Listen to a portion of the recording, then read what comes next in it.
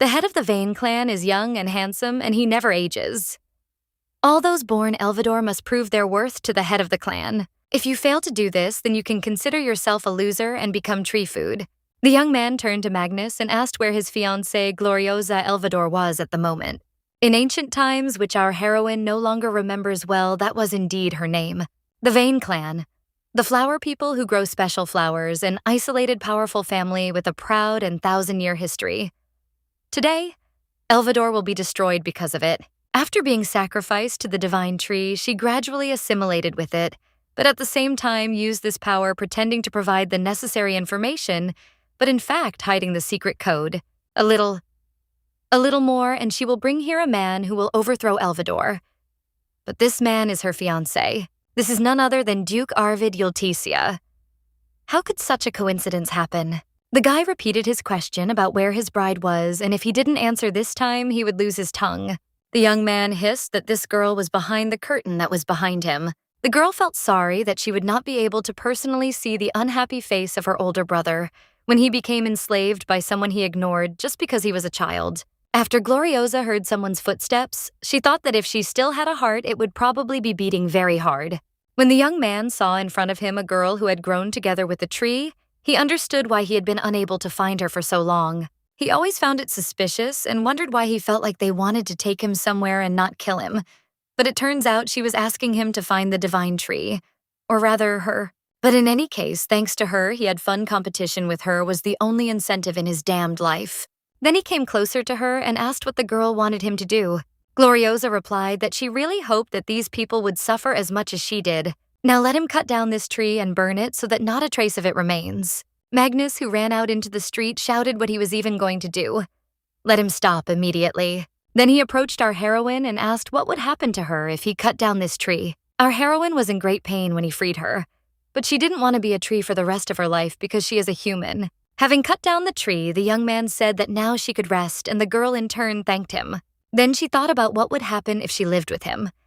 Perhaps they would be very happy, in some unknown future that she didn't have but that could have belonged to her. After some time, when our heroine suddenly came to her senses, she found herself among some people and near the harp she was playing. This must all be some kind of dream, but her hands move like a human's. Seeing Magnus in front of her, who turned out to be alive, she decided that it was a bad dream. Suddenly, a voice was heard which told them to stop and added that everyone had tried well except one person, namely Gloriosa. Our heroine had an inexplicable feeling of déjà vu, as if this was the last spring banquet she had ever attended as a human. The older brother hissed that she was a useless girl, and then ordered them to stop playing as he needed to check their fingers. The little girl did not understand why this particular memory appeared because she had many others. If this is a real day from the past, then she knows what the young man will say next. The young man declared that she was so ugly that not even one petal could bloom, and it seemed that she would become food for the tree. The baby clearly remembered how she breathed her last in Arvid's arms. But will she really have to go through this again? It seems that even after dying, she cannot free herself from this. Her thoughts were interrupted by her brother's voice, who before leaving said that from today onwards she would be on probation and should practice on this lyre in her room. The guys around started to disperse, saying that there was no need to mess with someone who was in the very last place. Suddenly, the girl laughed loudly and thought to herself that everything couldn't be exactly the same. All the information that she saw and heard when she was a sacred tree remained in her head. All the affairs that Elvidor will do in the future and how their situation will develop. Is this a gift from Arvid? He is the greatest magician in history, so he can probably turn back time. Thanks to him for saving her in her past life, but this time she will help herself. And also, she is going to meet him. Elvidor of the Vine clan had a special ability, namely, flowers bloomed on their little fingers. As their abilities developed, a mark would appear on their nails, and each flower would have a unique power. Only after all the flowers had bloomed would they be recognized as members of the family. So the children would make every effort to ensure that they bloomed. They usually bloom by the age of 12, but in hers, they had barely begun to bloom at the age of 14, and even then she had no special abilities. Of all the 37 children of the previous head of the family, she was the most useless, and in the end, she was abandoned to feed the tree. Looking at herself in the mirror, the little girl was convinced that this was really not a dream. She really became human again. And also her abilities returned to their previous state, only a bud was visible on the nail. However, the power of her flower is a flower flame that cannot burn anything. It only looks luxurious, but in fact, it is useless. What should she do with it now? There was a sharp knock at the door, so our heroine realized that she needed to hide the flower as quickly as possible. It turned out to be a servant who asked what she was doing there anyway, and why she wasn't practicing playing the lyre. This woman's name is Noma. She is her nanny and maid, as well as a spy who reports to Magnus about her every move. When the maid said that she needed to sit down and play quickly since the baby would only make her more work, Gloriosa replied that she wouldn't. The woman was taken aback and asked again what she had just said, meaning she wouldn't train had she gone crazy or something. The little one replied that, maybe. But she might say one more crazy thing. Noma is fired. The maid chuckled that she was absolutely crazy. How could she possibly fire her because it even sounded unbelievable? But suddenly the girl added that she knew that the maid was stealing women's jewelry. Let him not even think about escaping because she knows that they are under this bed. So she offers a deal the woman will cover for her when she needs it. Noma immediately screamed that this was slander. The little one retorted that it was she who was stealing the jewelry, or she had decided to set up her mistress. Out of fear, the numerous children in the house kept their distance from each other. And since she was the most useless of them all, she was simply despised. No one went into her room. No one except this woman, only after our heroine became a sacred tree, learned that she hid the stolen jewelry in her room. However, even if the truth came out now, no one would doubt it. But the little one was forbidden to approach the other hostesses. But with Noma, it will be different. Death awaits her. The maid is very stupid, and what's even more stupid is that the little girl in the past really tried to make her love her. But the maid was always indifferent, yet she was the only person who was next to her. However, the girl would no longer act so stupidly, after which she declared that she was going to go to the first mistress. She will tell her that someone is stealing jewelry and that she has 4 accomplices. Let her think about which of these 4 will confess first. Because it was she who was in charge of everything. Servants who have worked in Elvador for a long time must be smart to survive. They must distinguish between what is safe to touch and what should be strictly avoided. The maid didn't understand what had happened to her at all. These were no longer dead eyes. It was the eyes that radiated a bright and vital force, as if overnight she had become a completely different person. Gloriosa asked if she had anything to say and noted to herself that she was smart. It was time to choose. After thinking for a moment, the maid addressed her respectfully and asked if she wanted Noma to do something for her. The girl ordered that she go to all the other servants and tell them to come to her one by one secretly. And let them also beware of the cannibal. There is no guarantee that only Magnus can make him bloom. A few days later, the little girl was lying in her bed and wondering if Noma was really that scared. Since she is Magnus's only sister, the maid must have thought that the little one might also raise an ogre. Our heroine suspected that the woman would want to run away, taking all the jewelry with her because she was capable of such a thing. This was a plus because in the end, everything worked out well, because now there were fewer eyes watching her. She managed to attract several more maids thanks to the information Gloriosa received when she was a sacred tree. But the problem was that its flowers were not able to burn anything, they only left soot behind. This was one of the main reasons why she was chosen as food for the sacred tree. I wonder if her abilities have changed since her return. She doesn't know the details, but it's clear that the regression has affected her body. Her whole body hurts because of the high temperature. It's very good that she's on probation now. Then I decided that I needed to eat something to cheer myself up, and I saw some note under the plate. It was said there that a guest from the Duchy of Yultitia would arrive very soon. Today was the only day of the year when Elvador opens its doors and welcomes guests. There will be a gala spring banquet the day when Arvid will arrive at the estate.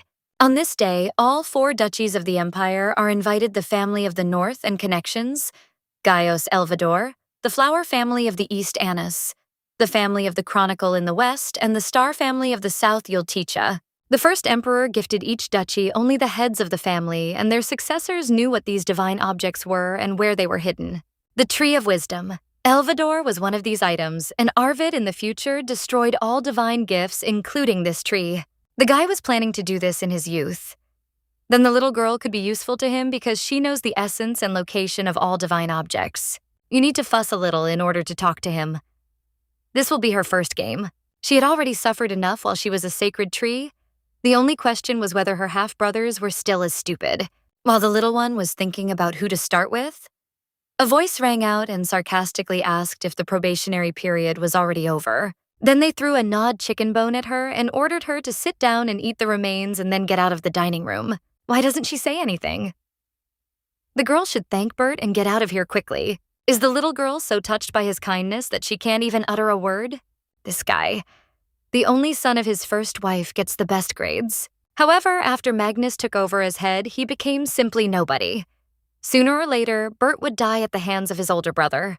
Knowing all this, our heroine understood how worthless the young man was. Then she sighed dramatically and thanked him, adding that it must be very tasty. Now, thanks to his beloved brother, the little one will be full. The young man did not understand what was happening to her. What kind of facial expression was that he thought that she would as usual grovel? But why was she only smiling? And then Gloriosa looked at him confidently and asked if she shouldn't give him something in return. Maids immediately materialized near him and dumped a bucket of some kind of liquid on him. After this, a deathly silence fell in the dining room. Everyone present did not understand what had just happened. The young man lost his temper and shouted, "Have they all gone crazy? Do they really think they can get away with it so easily? He will punish them personally." One of the maids replied that he could not do that. He would first need to get permission from the head of the family. And the words he just said can be considered as a challenge to the authority of the head of the family. The little girl added that if her brother continued to behave like this, she would have no choice but to report everything to the head of the family. When the guy shouted that he should just dare to do that, did he really want to be spanked? Gloriosa noted to herself that whatever he did, it would be useless. In this life, unlike the last, absolutely all the maids are on her side. She knows everything about everyone who eats and sleeps in Elvador, their families, their desires. So making them your puppets turned out to be not so difficult. You just need to use the carrot and stick correctly. After which she asked why the young man was so angry since he had received first place undeservedly. The young man knew all the answers perfectly well in advance, and that is why he was victorious. It is because of this that Ayla has always been only in second place in this ranking. When Bert asked in surprise how she knew about this, the girl stated that he didn't even deny anything. The girl lost her temper and started calling him unflattering names, shouting that it was not for nothing that it seemed strange to her. Let them not even think of running away, for it is impossible. All the doors leading outside are locked by the maids. It's better to refuse windows if the guys don't want to burn alive. After which, she jumped outside and noted to herself that her body had not yet fully recovered, as it had been difficult. They can only be locked up for a short time, so there isn't much time. If they don't appear for a long time, they'll start looking for them, so you need to hurry. It was necessary to move along the street crawling in order to remain unnoticed. Suddenly, her nose started bleeding, and the little girl realized that she was too tired, because it was the first time she used her ability. So it was quite logical that it was a blow to her body. Moreover, our heroine's endurance was initially very weak. Then memories came flooding back to her of her mother asking what had happened to her daughter, whether she had gotten hurt somewhere. After which, she hugged the baby and told her to remember that she was born in a lavador. The more pain they suffer, the stronger they become. But if suddenly something happens to her that will be difficult to bear, then let her find her groom. Her fiancé is the son of her mother's most valuable and special friend. Together with him, they will definitely be able to overcome everything. Soon after the woman told her this, she suddenly left this world as if she had foreseen her own death. As her mother said, the girl became as strong as her past life was painful, and she will definitely meet her fiancé. Suddenly, she heard a conversation between aristocrats. One of them said that he had heard that her son had distinguished himself in hunting competitions. Gloriosa noted the shiny silver hair. She saw only his back, but even by his voice, she could tell who it was. None other than Arvid. The little girl was very happy that she was able to find him faster than she could have imagined. But how could she approach him? The guy continued that he heard that he had amused the crowd by shooting arrows in the wrong places several times. The woman did not like this, and she objected that her son had a gentle temperament, so he was not able to shoot the unfortunate animal. He simply knew little about it. The young man asked him to forgive him if he had offended her in any way. He thought that they would also like the story about her son, since they talked so animatedly about the young lady whom they had never even seen. While the little girl was thinking about what they were talking about, the woman screamed that she didn't know why she had to listen to his insults. She had never met her, but the information was true. Moreover, this incapable younger sister of the head of the family was nowhere to be seen even at the banquet. The girl immediately realized that they were talking about her. If Arvid stood up for her, then it turns out that he also knows that she is his fiancée. The young man bowed and added that he hoped that her son's hope of becoming a royal knight would not come true. Goodbye. Our heroine noted that he was heading into the forest, so she needed to follow him before she lost him. But suddenly a man's cry was heard that he would immediately go and teach this puppy good manners. Therefore, on the table near the scandalous man flowers that glowed brightly immediately appeared. The women began to panic that everything around them was on fire, and now the same thing would happen to their dresses. Our heroine understood that if they went in her direction, then everything was lost. But she could not get caught by them in this way. What should she do? Suddenly, one of them said that he heard some sounds as if something was moving behind the tree. The little girl understood that if they caught her here now, then all her plans would come to an end. But she didn't even have anywhere to run. When the young people looked behind the tree, they did not see anyone there. They were very surprised as they were sure that there was someone there. While they were discussing that it must have been a squirrel, it turned out that the little one quickly climbed up a tree. After they left, the little one noted to herself that the tree had saved her because at the most tense moment it had grabbed her and lifted her up. When asked why it helped her, the tree replied that it would always be on her side. The divine tree is a being that controls all the plants in the world, and she still has the power of the divine tree. The flower's abilities are minor, but with this, they will be useful. After which she asked if she could ask him for something. Let him help her move to another tree because there is someone she must definitely meet. The tree obeyed and began to fulfill her request. Gloriosa was glad that she had no fear of heights. She completely missed Arvid while hiding from the guards. It will be difficult for her to find him alone in this huge forest. In this case, she will make sure that the young man comes to her himself. Suddenly, her nose started bleeding again because she had used her power too often. The little girl immediately explained to the tree, which became worried that everything was fine. It was all because she had abruptly used most of her magic. I noted to myself that if I look at the course of my past life, Arvid most likely went into the forest to find the divine tree. Therefore, if he sees such a bright light in the middle of the forest thicket, he will definitely come to it. Suddenly, a strong wind blew, so the baby could not stay on her feet and began to fall down. She had to be careful because just a little bit more and he would decide that there was a hired killer there and she could die at his hands. While Gloriosa was wondering why he needed a blindfold, the guy asked her if she was going to get off at all, or if she was going to continue sitting in his arms. Our heroine exclaimed that of course not, and then jumped off abruptly. Then the young man pointed his finger at the flower and asked if she had blossomed them here. The girl thought that he could not see anything because of his blindfold, after which she replied that this flower was called Gloriosa, and that her name was the same, and silently she prayed that he would please say that he knew her. The guy immediately broke into a smile and stated that it turns out she is his bride. The little one didn't even have time to rejoice that he knew who she was when the boys heard a cry that the young master should be somewhere here. These were her elder brother's soldiers who had arrived here earlier than she had expected, after which she stunned him with the news that she wanted to propose a marriage contract to him. The little girl knows what he wants to do. The young man wants to destroy the divine gifts. She cannot explain everything, but she will definitely be useful to him. She can also tell him where the sacred tree is. Just 1 year, they will be married for 1 year, and she will share all the information she knows. Just let him please take her away from this family. After thinking for a while, Arvid asked if he could then take a closer look at those flowers. Suddenly, the young man grabbed her hand and pulled her towards him, saying that he saw her.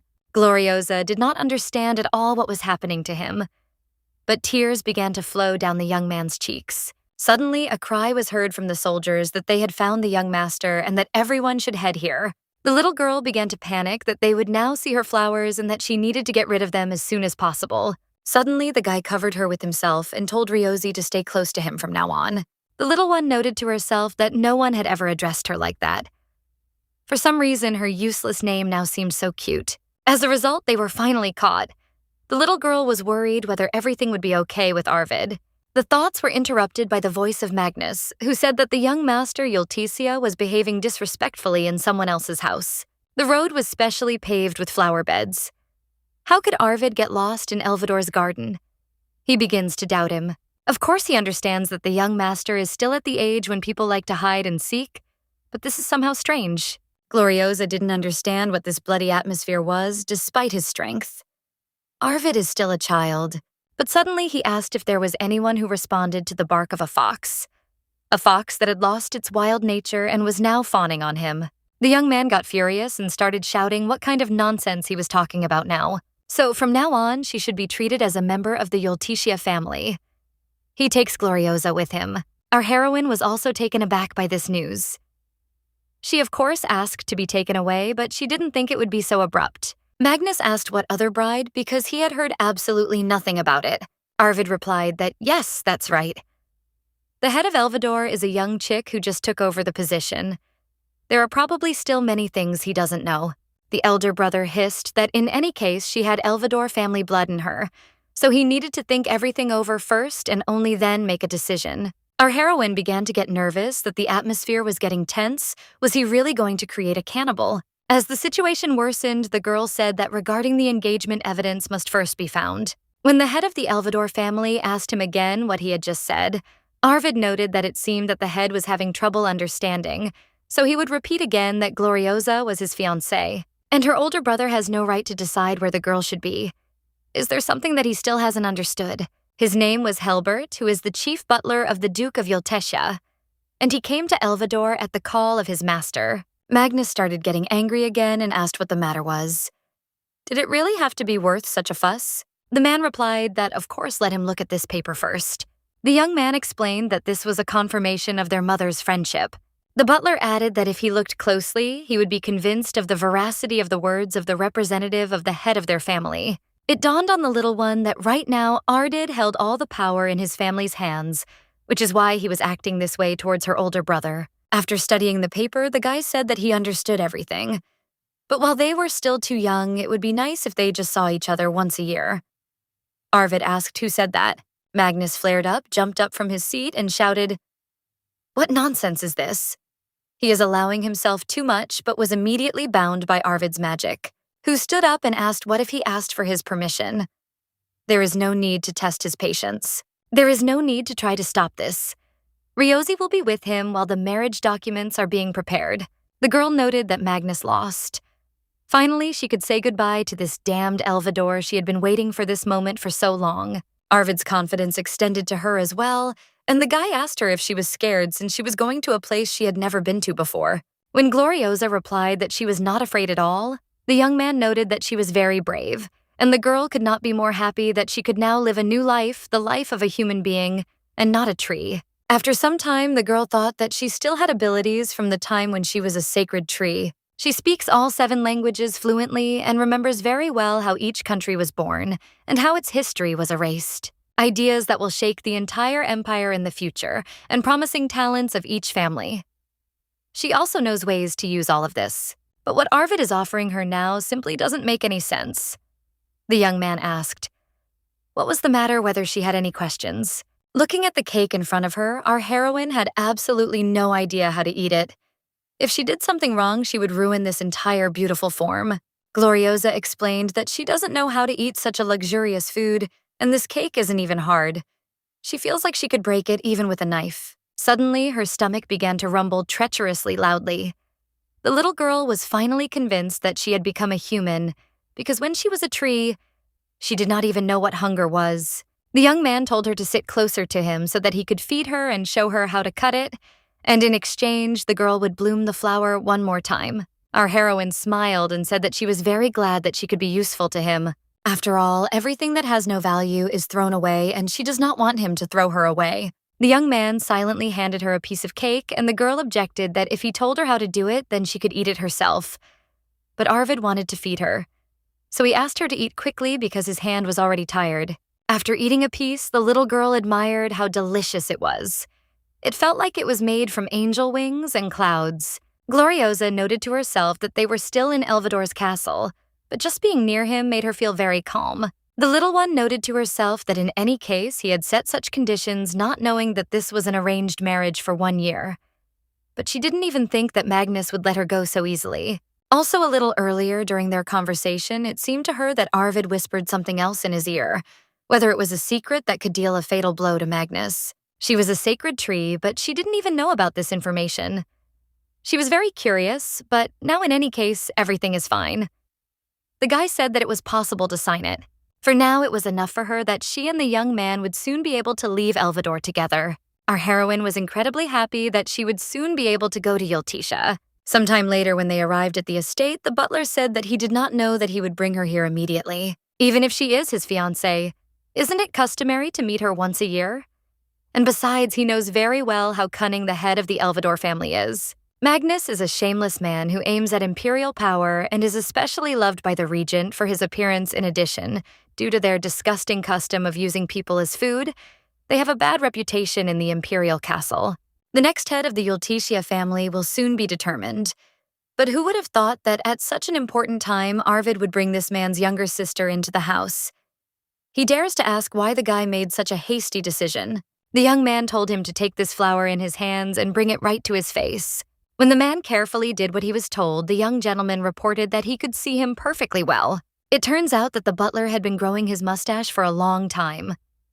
Helbert couldn't believe that he could actually see despite the curse. In his will, the first emperor wrote that the entire Yultitia family would be cursed because of this.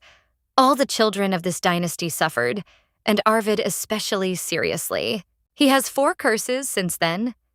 He has lost his sight because of his damaged body. He vomits blood and all living beings are afraid of him. And lastly, since birth he has been deprived of a certain part of emotions. Of course, even if he cannot see anything in front of him, he is able to see the truth in the stars and space, and thanks to his developed senses, he can live an ordinary life using only 1 cane. But there are things in the world that are much more beautiful if you see them with your own eyes. Has this really become possible for the owner? Arvid added that a miracle had happened to him. If it had not been for this miracle, he would have suspected that bringing this child closer to him was Magnus's plan. Now he sees only what is next to the flower. However, at least he can see something. The butler burst into tears and agreed that he was absolutely right. Also, let him be careful that no one treats her as a spy. The guy trusts her. If they do not want to challenge him, then they will also have to trust her. Arvid objected that, on the contrary, it was possible that Gloriosa's mother had suggested this to his mother. On the other hand, it was questionable why she had decided to marry her to a man with so many curses. But whatever the reason, he is not going to let this child go. Because the girl is not even afraid of him, she is incredibly special. The man noted to himself that it had been so long since he had last seen a smile on the young master's face, and that this rare ability to bloom flowers could bring about changes in Yultitia. After some time, the guy noticed that his wife slept a lot. Perhaps he should have listened to the butler when he wanted to take her to the bedroom. It's all just amazing. He brought his wife back from where he was going to break off the engagement when she sleeps. She is completely different from what she was before. The girl was trembling with fear, but there was determination in her voice, and golden light was pouring from all sides. Her eyes are like Venus, and her eyelashes are like the Milky Way. Her face was the first he saw since his birth. Suddenly, the current head of Yultitia entered the room and asked why he didn't soften his expression, as if anyone saw him and would think he had the plague. The young man replied that he would allow her to stay in his room for now, so there was no need to interfere in this matter. This child is his person, so there is no need to interfere. Lem noted his menacing growl and said that he should not behave like that with him, because he only came to look at the child who could become the next head of the family. One day, she suddenly recruited all the maids and forced them to pour soup on the first mistress's son, and also revealed the secret of this child. Then the man came to the conclusion that it was necessary to present her with the Sea Queen's eggs. The next morning, the little girl was afraid to open her eyes because she was worried that her departure from Elvidor might be a dream. But opening her eyes a little, she saw a young man in front of her who asked how long she was going to pretend to be asleep. Let her open her eyes already because she needs to get up and have breakfast. She would like to do this together. When the little girl fell back onto the pillow, the guy stated that she still felt unwell, after which he asked if she would be able to walk to the dining room. If Gloriosa had not yet rested enough, he would ask for food to be brought to the room. But the girl objected that she could and wanted to go. The young man replied that, okay. Then they would call the doctor after she ate, and the little one thanked him for his concern. Arvid replied that it was a matter of course now that she was awake, he would introduce her to the maids who would serve her. These girls will make sure that Elvidor feels comfortable in this estate. Now it was time for him to go, and she should take her time while she got ready. Moving the screen towards her, Linda and Anne said that they were very honored to meet the little lady. The baby was grateful. But did she really need so many people? The peculiarity of Fawn is that a representative of this kind is clean and fragrant even without taking a bath. Our heroine didn't understand why they were behaving this way, after which she said that she was also pleased to meet them.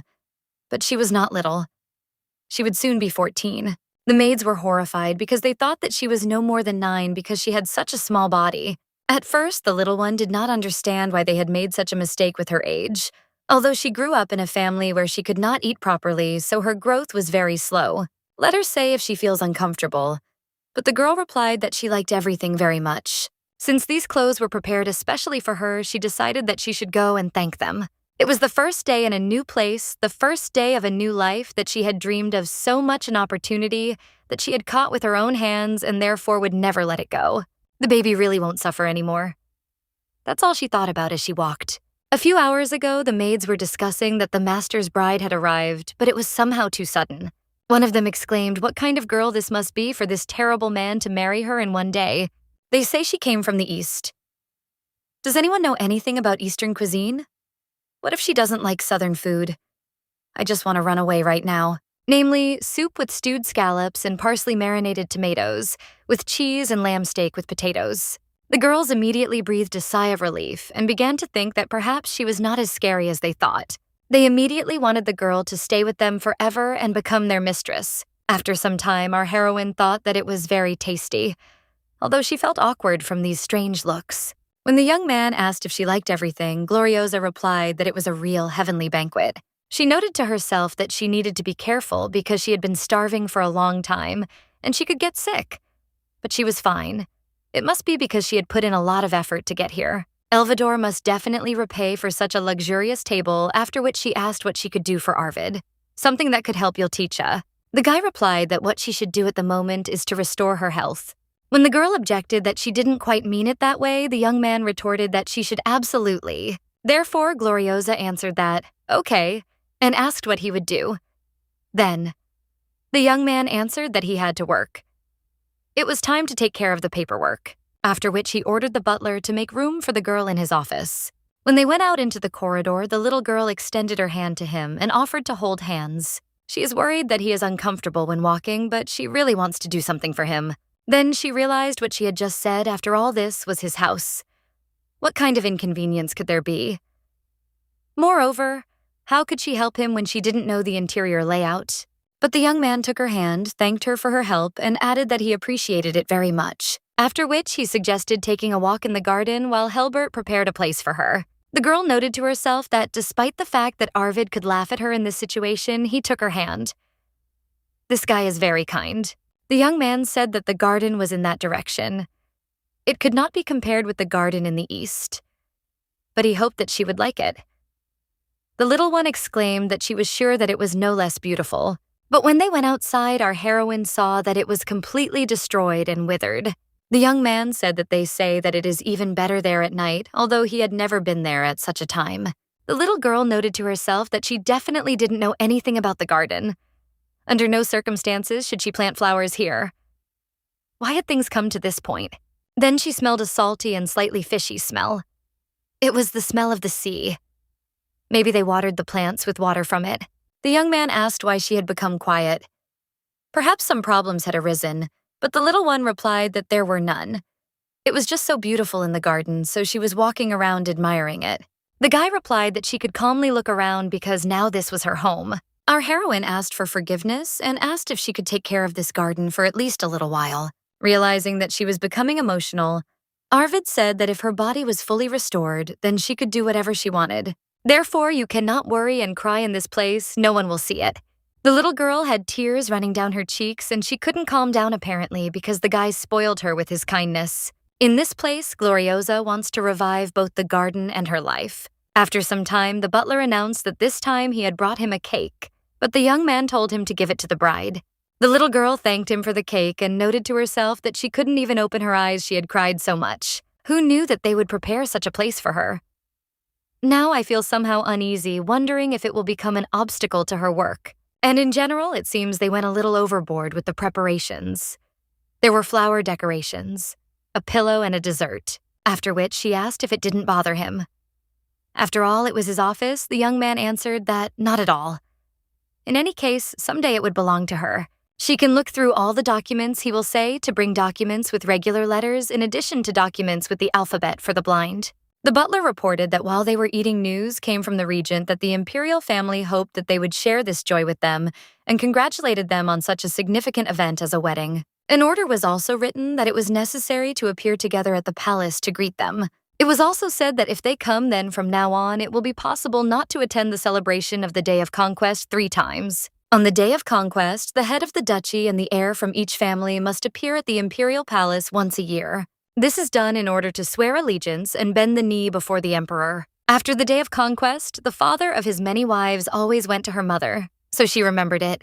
At the moment, the Galaxios Empire is ruled by a young emperor, but he cannot exercise power as he pleases. In fact, power is held in the hands of the emperor's regent. It is noteworthy that the regent and the former empress were sisters. The former emperor married all the sisters from the same family. At this point, our heroine's older brother and the regent have been lovers for a long time. In the future, he will commit atrocities relying on her power. This must be stopped. Privatization of public roads within the empire, xenophobia, exploitation of orphans' labor under the guise of charity. The thoughts were interrupted by the butler's voice, who reported that the next problem was the Huck's autonomous region, the oasis, had dried up, and they could not understand the reason for the third month. The guy muttered that this was a problem if the area couldn't function, this transport would stop running in the desert. When our heroine asked if they were talking about the Huck's oasis, the guy replied that everything was correct. A piece of wood found nearby and an inscription in an ancient language were all the clues they had. The little one noted to herself that she knew about this event, one of Magnus's atrocities, the plan for drought and flood. Then she said that she wanted to look at this document because she thought that she could help in this matter. This area is considered an autonomous region and is located in the desert, which is located in the southern part of the empire in close proximity to the lands of Yultitia, but has no owner. The local residents maintain a religion and way of life that are unique to this place. In terms of their mentality, these people are quite self-confident. Therefore, they tried to solve the problem themselves, but they failed and did not inform Yultitia. After studying the documents, the little one reported that the reason for the drought is simple. It's all because of Forget-Me-Not. Let her order that a detective be hired and find out a couple of things.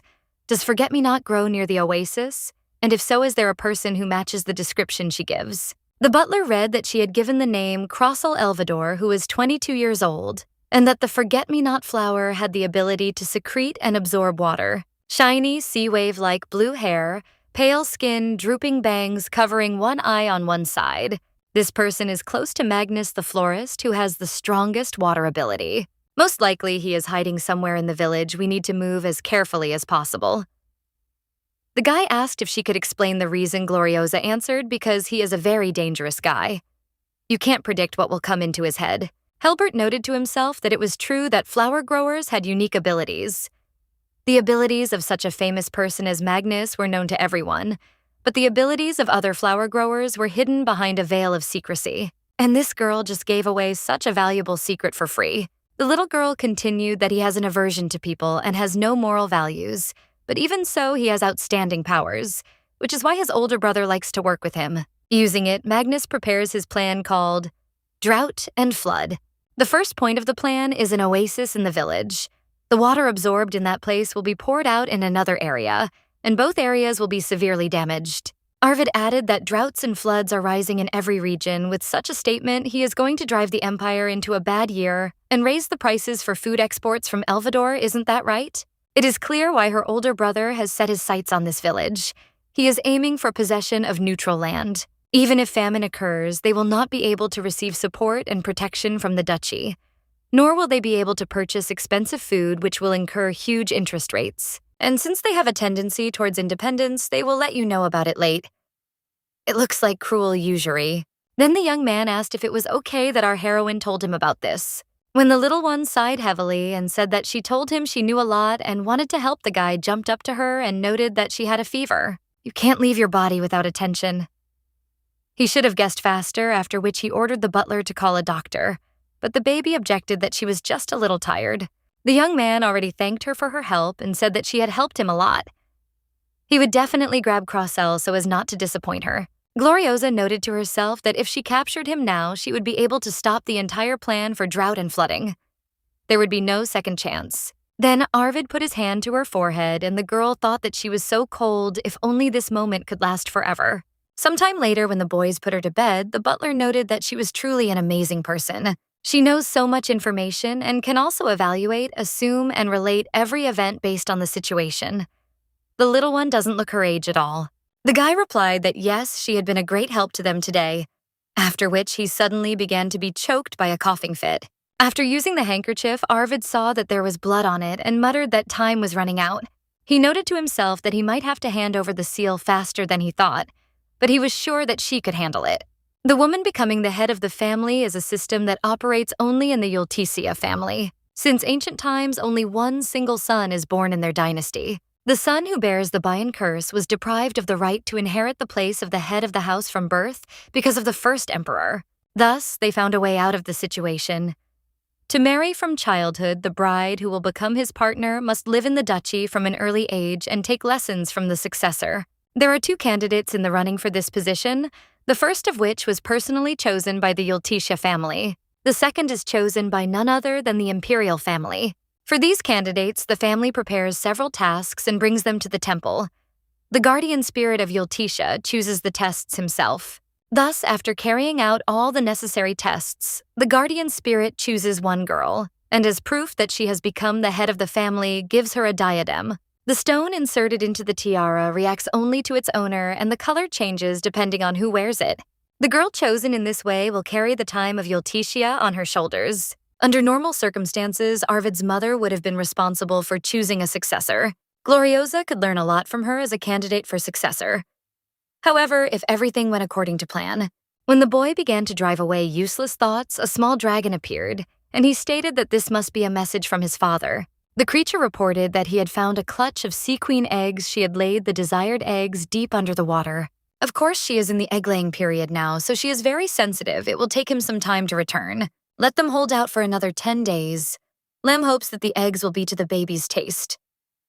The butler exclaimed how he found the clutch in time. This is one of the top 3 delicacies in the world. The sea queen is very ferocious during the egg-laying period due to the difficulty of obtaining the eggs are sold for gold equal to the weight of the egg. The boy replied that it had been a long time since his father had done anything useful, and that it would be necessary to send some regent.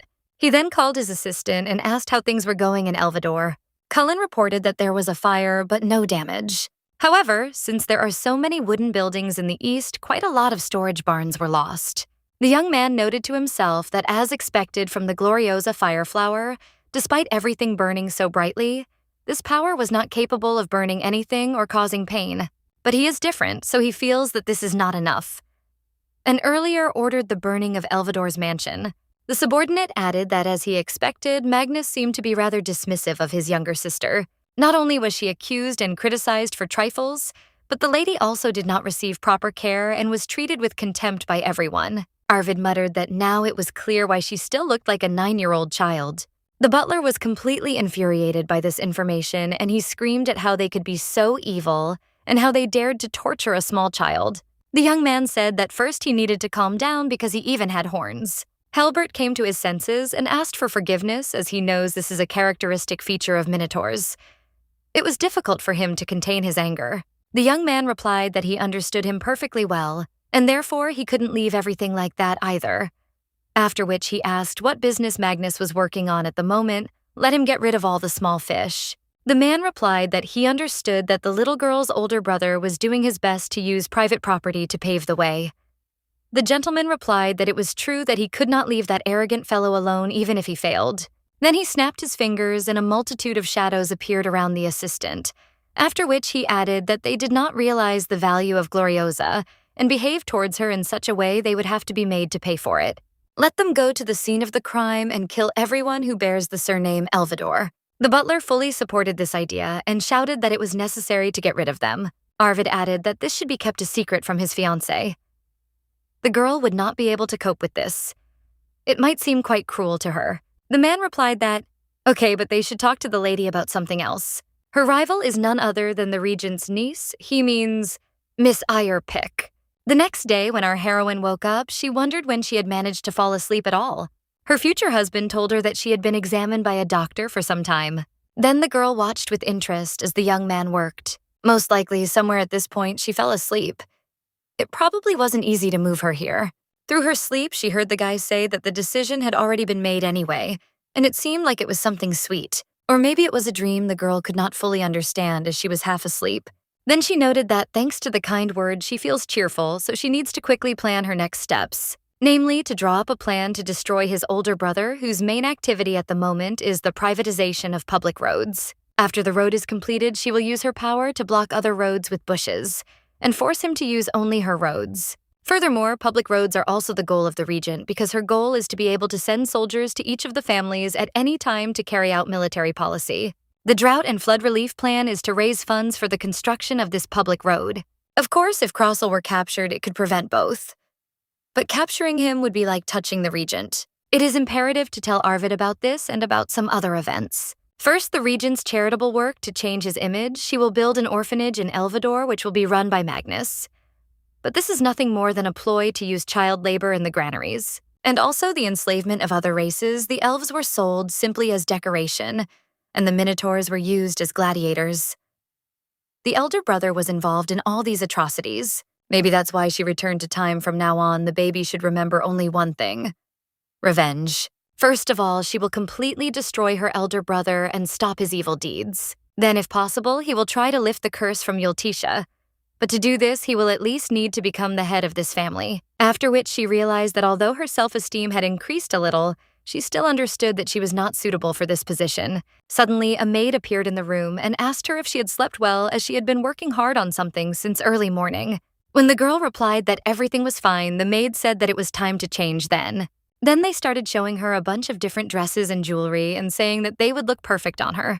Baby thought it was a bit over the top, but every time they do this, they look so happy. After a short period of time, Gloriosa was ready, and the girls admired how beautiful she was. After which, the girl asked if she would like to see the mansion before breakfast. The girl replied that she would actually like to go to the library. The maid exclaimed that she would show her the way and began to explain that this was the main house in which she was staying, and that not far from here there were separate houses. There is a desert behind the mansion, so you shouldn't go outside alone as it is dangerous on the other side. There is a sea with a cliff. So let her be careful. Our heroine noted to herself that the sea and the desert in one place is a truly strange place. The maid added that the weather was sunny today, so she could go running in the garden. The little one thought to herself that she had never run around the garden before, and with such endurance she would be found dead with a broken nose, so she decided to abstain. Brill carefully added that there are usually 2 candidates for the position of head of the family, but they are completely on her side. When the lady is near Arvid, he becomes really soft and kind. The lady is the only one who can do this, so she hopes that the girl will become the head, and everything will continue in the same spirit. When the little girl objected that he seemed like a kind person, the girl turned pale and said that this was absolutely not true. Gloriosa noted to herself that nevertheless she was still pleased to hear it. She was a little depressed that someone like her had to compete with Ayor. Besides, she is a member of the imperial family. It is only fair that she should have at least some advantage. Lem suddenly appeared abruptly, picked her up in his arms, and exclaimed that as he thought she was too light.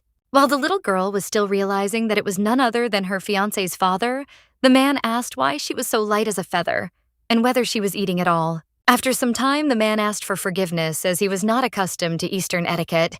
Our heroine replied that in the South it is generally difficult to meet a lady like her. Lem noted that she looked more like a child who was about to become emaciated. The little girl objected that she was already 13, so she could be considered a lady, after which she looked at the table and asked if she needed to eat it all since she was already full. The man replied that yes, it was a bet. If she ate it all, he would admit that the girl was a lady, after which they began to put food on her plate again. The girl asked him if he really liked it so much when she ate well, and the current head of the family replied that of course he did. She is going to live in his house and even claims to be the head of the family. He has no choice but to feed her well. Gloriosa noted that a little earlier she almost fainted from shock, but he does not seem as bad as she expected. Why does the man think that she will become the head? And what about the second contender? Lem answered that this is a very sensitive issue. First of all, his son values her very much. The current head of the family has never seen this kid do anything for others.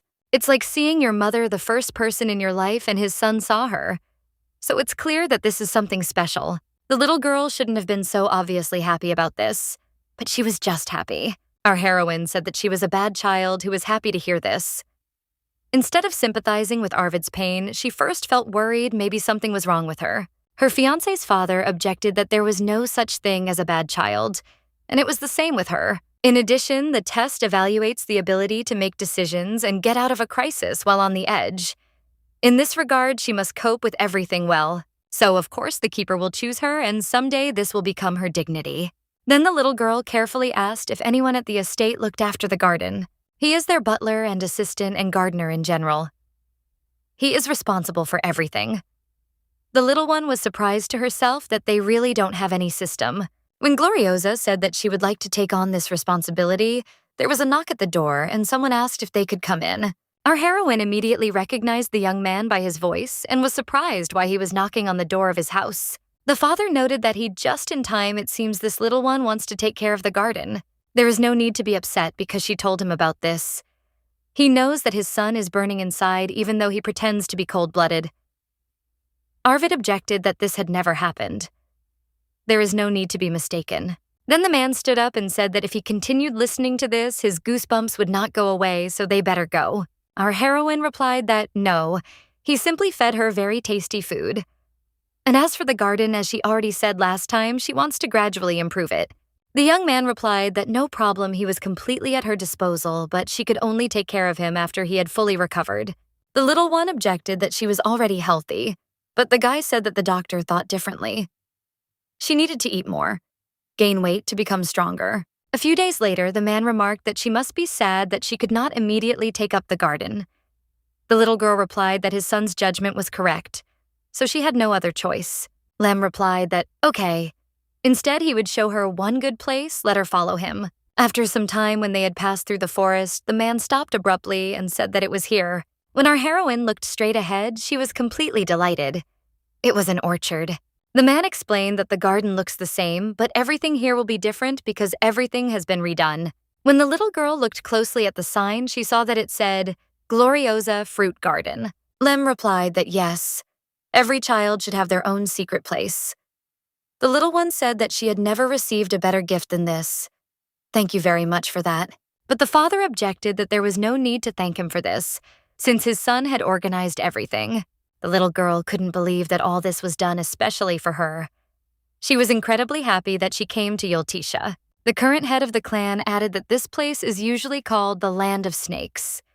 The girl asked why this name. Man, that this is something like a nickname just as Magnus is called. A fox. The Yultisha family are called snakes. The little girl said that it was a bit strange. Snakes are usually used for bad purposes, aren't they? But Arvid and her father were very kind to her. She noted to herself that the trees also greeted her very kindly and said that they were glad to meet her. Lem added that there was something else he had to show her, let him follow her. Our heroine thought to herself that no matter what anyone says, she only believes in what she herself has seen and experienced. And these guys whom she met in person are very friendly and warm people. After a short period of time, he brought her to the hut and informed her that it also belonged to her. Then he added that he was very glad that she liked it so much, but it was time for him to go and let her have a good time here. For some reason, the little one had the feeling that today she had become even closer to him. Is it even normal to think that there is a little space for her in Yultecha? Now let him take today's dose of medicine. Gloriosa thought to herself that the medicine was so bitter and tasteless she would never in her life put something like that in her mouth if it were not necessary. The young man immediately handed her a candy and said that she could eat it after taking her medicine. The guy took note of this and immediately asked why they didn't go out and take a little walk. Our heroine objected that it was raining there. Arvid replied that days like this have a certain atmosphere. There is one place he wants to show her, but if she wants to rest indoors, then she will not object. But the little girl exclaimed that she could go. The young man told her to take his arm so that he could lead her into the garden. This embarrassed the little one a little, but she couldn't say that she didn't like it. From the side, the voices of the maids were heard, who announced that they had brought her a raincoat and an umbrella because she said that she was going for a walk. When the girl thanked them and asked why they took only one umbrella with them since they were going for a walk together, the maid replied that there was a reason for everything so she could have a good time. After they went outside, the young gentleman said that before they went for a walk, he had news for her. Not long ago, they managed to get on the trail of Crossel Elvador. He hasn't been caught yet, but he will be soon because Cullen knows his business very well. Currently, his subordinate is tracking Crossel in the village. The little girl noted to herself that it seemed like he was doing a lot for Arvid, like a weight off her shoulders, because she was worried about this issue. Suddenly, the young man pressed her to himself and told her to come closer because she would get wet. The guy said he thought she would like the coast near the house. It wasn't raining that much, so there shouldn't be any problems. It's just that there's one landscape that can only be seen at this time of year. Then he brought her closer to the cliff and told her to look down. This phenomenon is called the dragon's nest.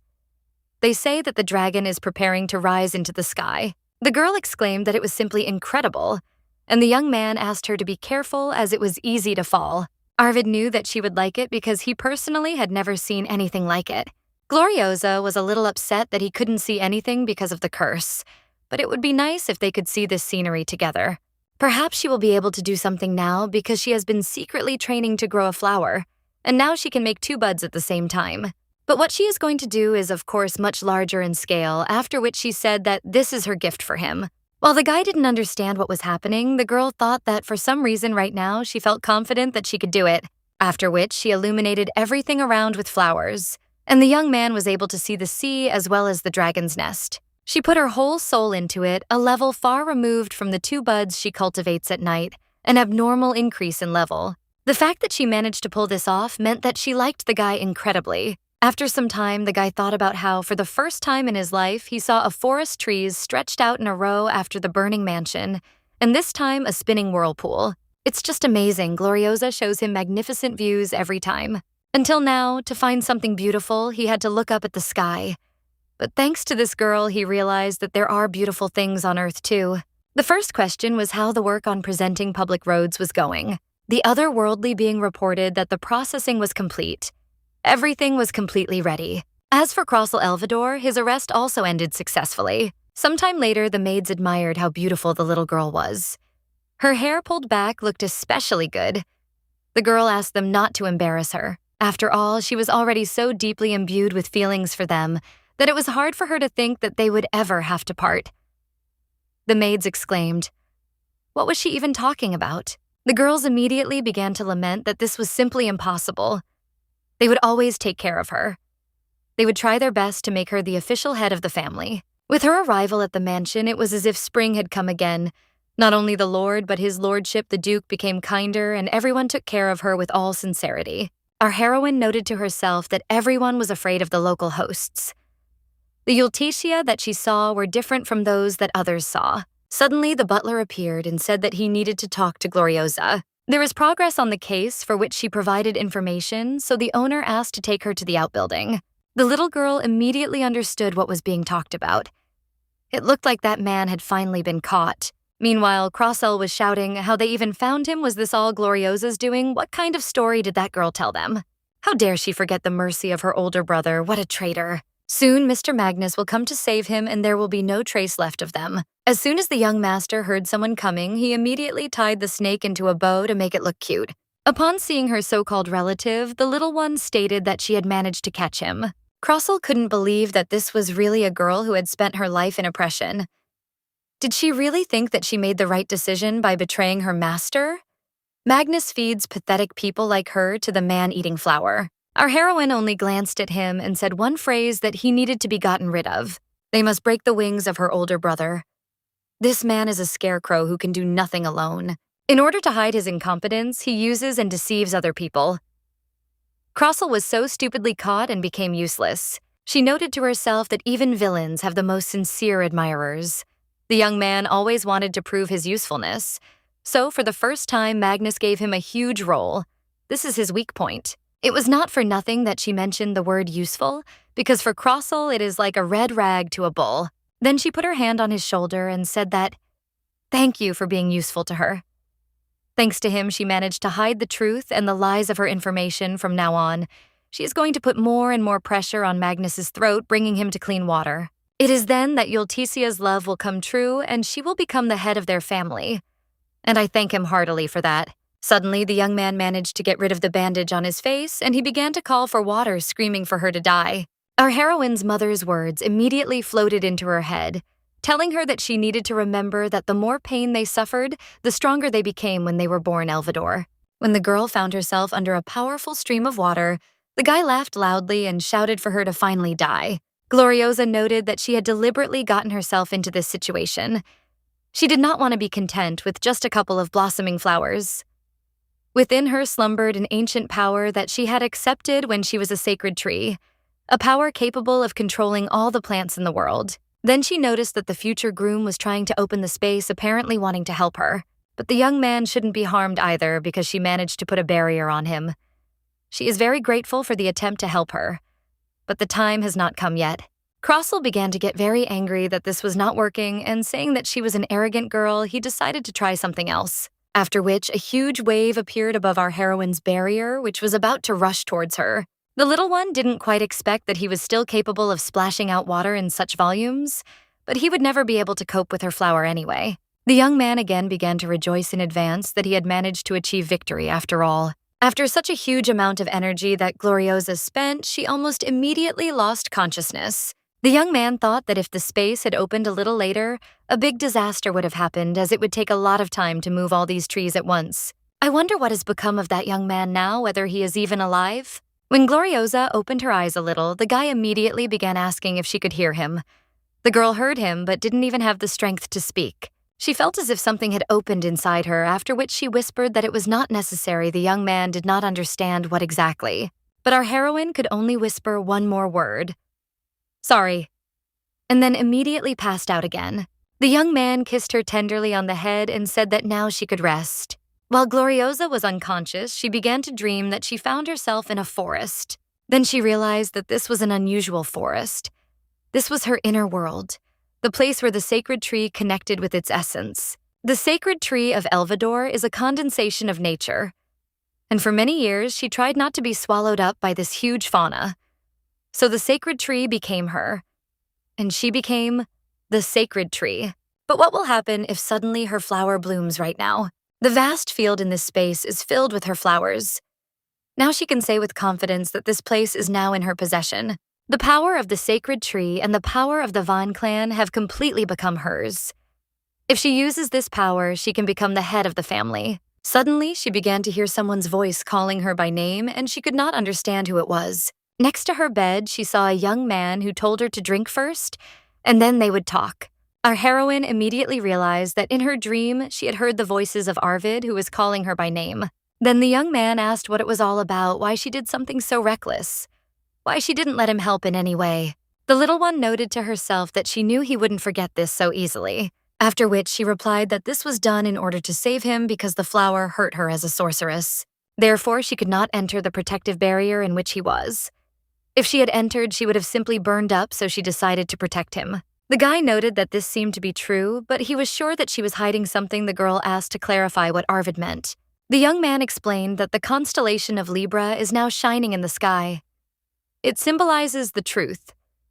This means that she is still hiding something since the constellation of Scorpio reacts to her. Then she was trying to overcome the border between life and death. Therefore, there is no need to lie to him. Let him tell the truth. The little girl noted to herself that apparently this is his ability. To some extent, she knew about it. She saw it in person for the first time. The young man once again asked her to tell the truth because there should be no omissions or secrets between spouses. The little girl was very surprised that he said exactly that she never thought that something like that would come out of his mouth, after which she said that there was another candidate for the post of head of the family, so she wanted to develop her abilities before he appeared so that she would not have to leave this place. Arvid said that she didn't need to worry about it after their first meeting. He thought that he wanted to take care of her as the head of the family. If something happened to her, he simply would not be able to bear it. After these words, the little girl rushed to hug him. She asked the young man for forgiveness, and he said that it was fine, but they should promise not to do it again. Meanwhile, Magnus was freaking out about how this man dared to ruin his business. The guy lost the contract with all the famous people who are engaged in construction. He doesn't even know where Crossell is, who went to a neutral area. Only Yulticia are the only ones who could take such a step, but it is not so easy to find out what is happening in Hooks. Is the little sister really involved in this? Although this is just funny. Isn't this girl mentally retarded? It can't be otherwise. After all, it was he who made her that way. She was always like a doll that would not dare to resist or rebel. I wonder since when the little one deceived him. He just can't believe that this stupid girl was playing with him, Magnus Elvador. Suddenly, the voice of the regent's subordinate and his assistant Elot was heard, who said that it was enough. He needed to calm down. The young man shouted how he could calm down because this girl had teamed up with Yulticia, and they had gotten around him. The most annoying thing is that this idiot Arvid knows perfectly well about his secret. It dawned on the young man that Octavia was still his ally, so he ordered a carriage to be prepared for him immediately. On the way, the guy thought that it shouldn't be like this. He needed the regent to need him even more. He needed to look more handsome and seductive. This is what will happen if the young man manages to avoid and replace that very prediction. As a child, his father declared that he would be deformed by the one he himself would give birth to, that what he desired would never fall into their hands. He would not be able to absorb even the flower that was close to him. Glory will belong only to the one who gave it a name. The flame can only be stolen by soft words and attitude. Then he began to shake with anger again because he should have killed this girl much earlier. To prove that the prophecy was wrong, he made the mistake of trying to convince himself that the girl's flowers were useless. It's very difficult for him to restrain himself. Right now, he wants to catch her and kill her, catch her and tear her to pieces. Especially, he should never show her that expression distorted with anger. Magnus noted to himself that indeed he needed to control himself, because he still had a trump card for this. He must continue to listen to the words of the regent. Upon seeing the young man, the regent of the Central Imperial House of Galaxy, Octavia, told her cute fox to come closer to her. The young man said that he couldn't believe that she wanted to see him at such a difficult time for him. He was very happy. To do this, he needs to become the husband of this woman. He needs to get permission to use the ring. The next day, our heroine asked if she could really take care of the garden at her own discretion. The man said that she could just give him instructions and he would do everything. Helbert will follow the instructions of his ancestors who were outstanding gardeners. Gloriosa then asked what had happened to this garden that it was in such a deplorable state. She was none other than the young master's own mother. The butler tried to save him, but no matter how much he cared for them, it was all useless, since the plants themselves rejected water and nutrients. The little girl seemed to begin to understand what the reason was, so she said that she thought she could save him. All the plants around are weak and drooping. Everything has dried up and the bushes do not bear fruit. She would prefer to pull them out and grow new ones. The man asked if they could start by redividing the zones by type. The girl replied that she didn't want to divide into zones. It would feel like she was cutting the earth with a knife. She will create a beautiful garden that will match Yiltesha. You just need to feed the soil a little. It's okay. If they are not as beautiful as others, it's normal to grow next to flowers. They all must have loved their previous owner. That's why they must have been so sad they missed her after she left. They must have not wanted to bloom and decorate this garden anymore after that. But please let them not fade. She wants them to ennoble this place again so that they will again appear in the form in which we, the owner, loved them. It was an amazing sight, but after her words, leaves and buds began to appear on the tree. Then the little girl heard the tree say that he was so sad. He was very lonely. Let him love them. The butler could not believe his eyes, but the plants began to absorb the water.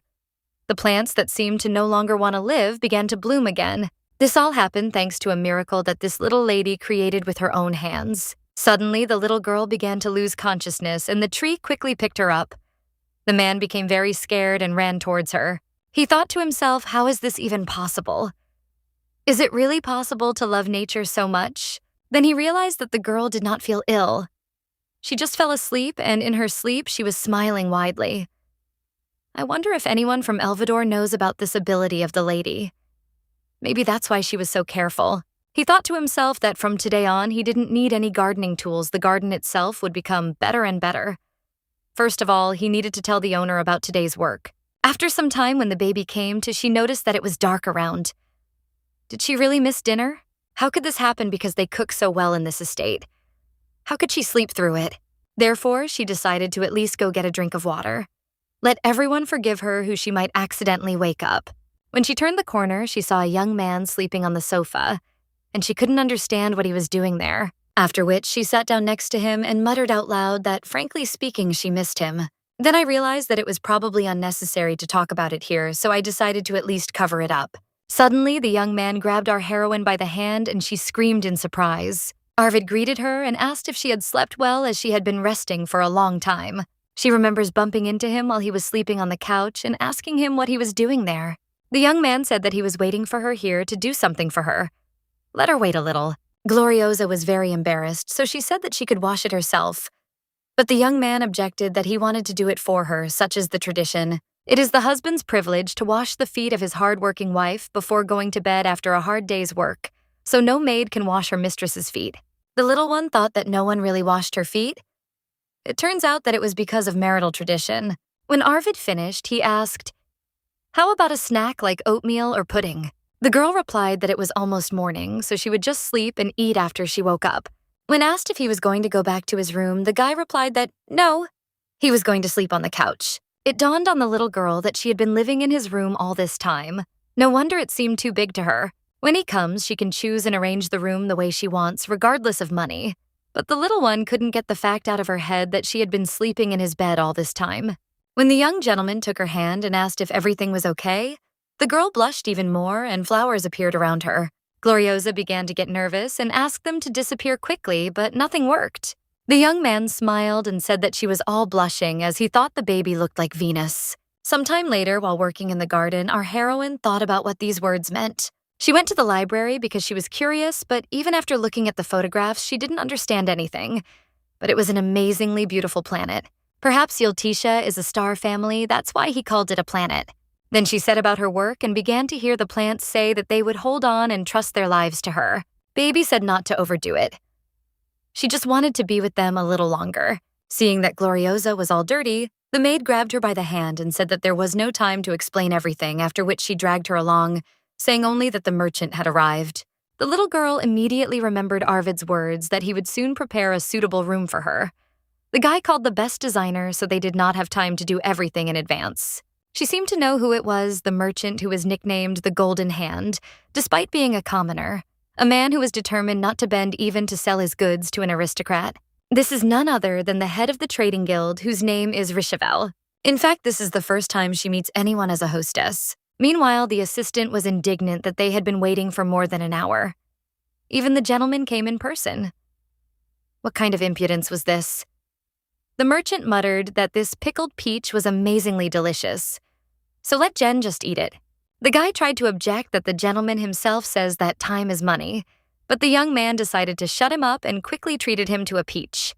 He then added that he was very interested in what kind of person this was, who was a candidate for the role of mistress of the Yultesia house. He noted to himself that most people are afraid of Magnus Elvidor. He is ruthless and also has a bad character, although in his experience he is nothing. Then he began to remember how at one of the events he was told that the guys could not believe that he had climbed so high, despite the fact that he was from a commoner background and had outstanding skills. It would be very interesting to see how long he could hold out.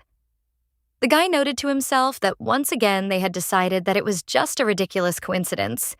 It was too obvious. It would be good if something new was said. Do they really have no imagination?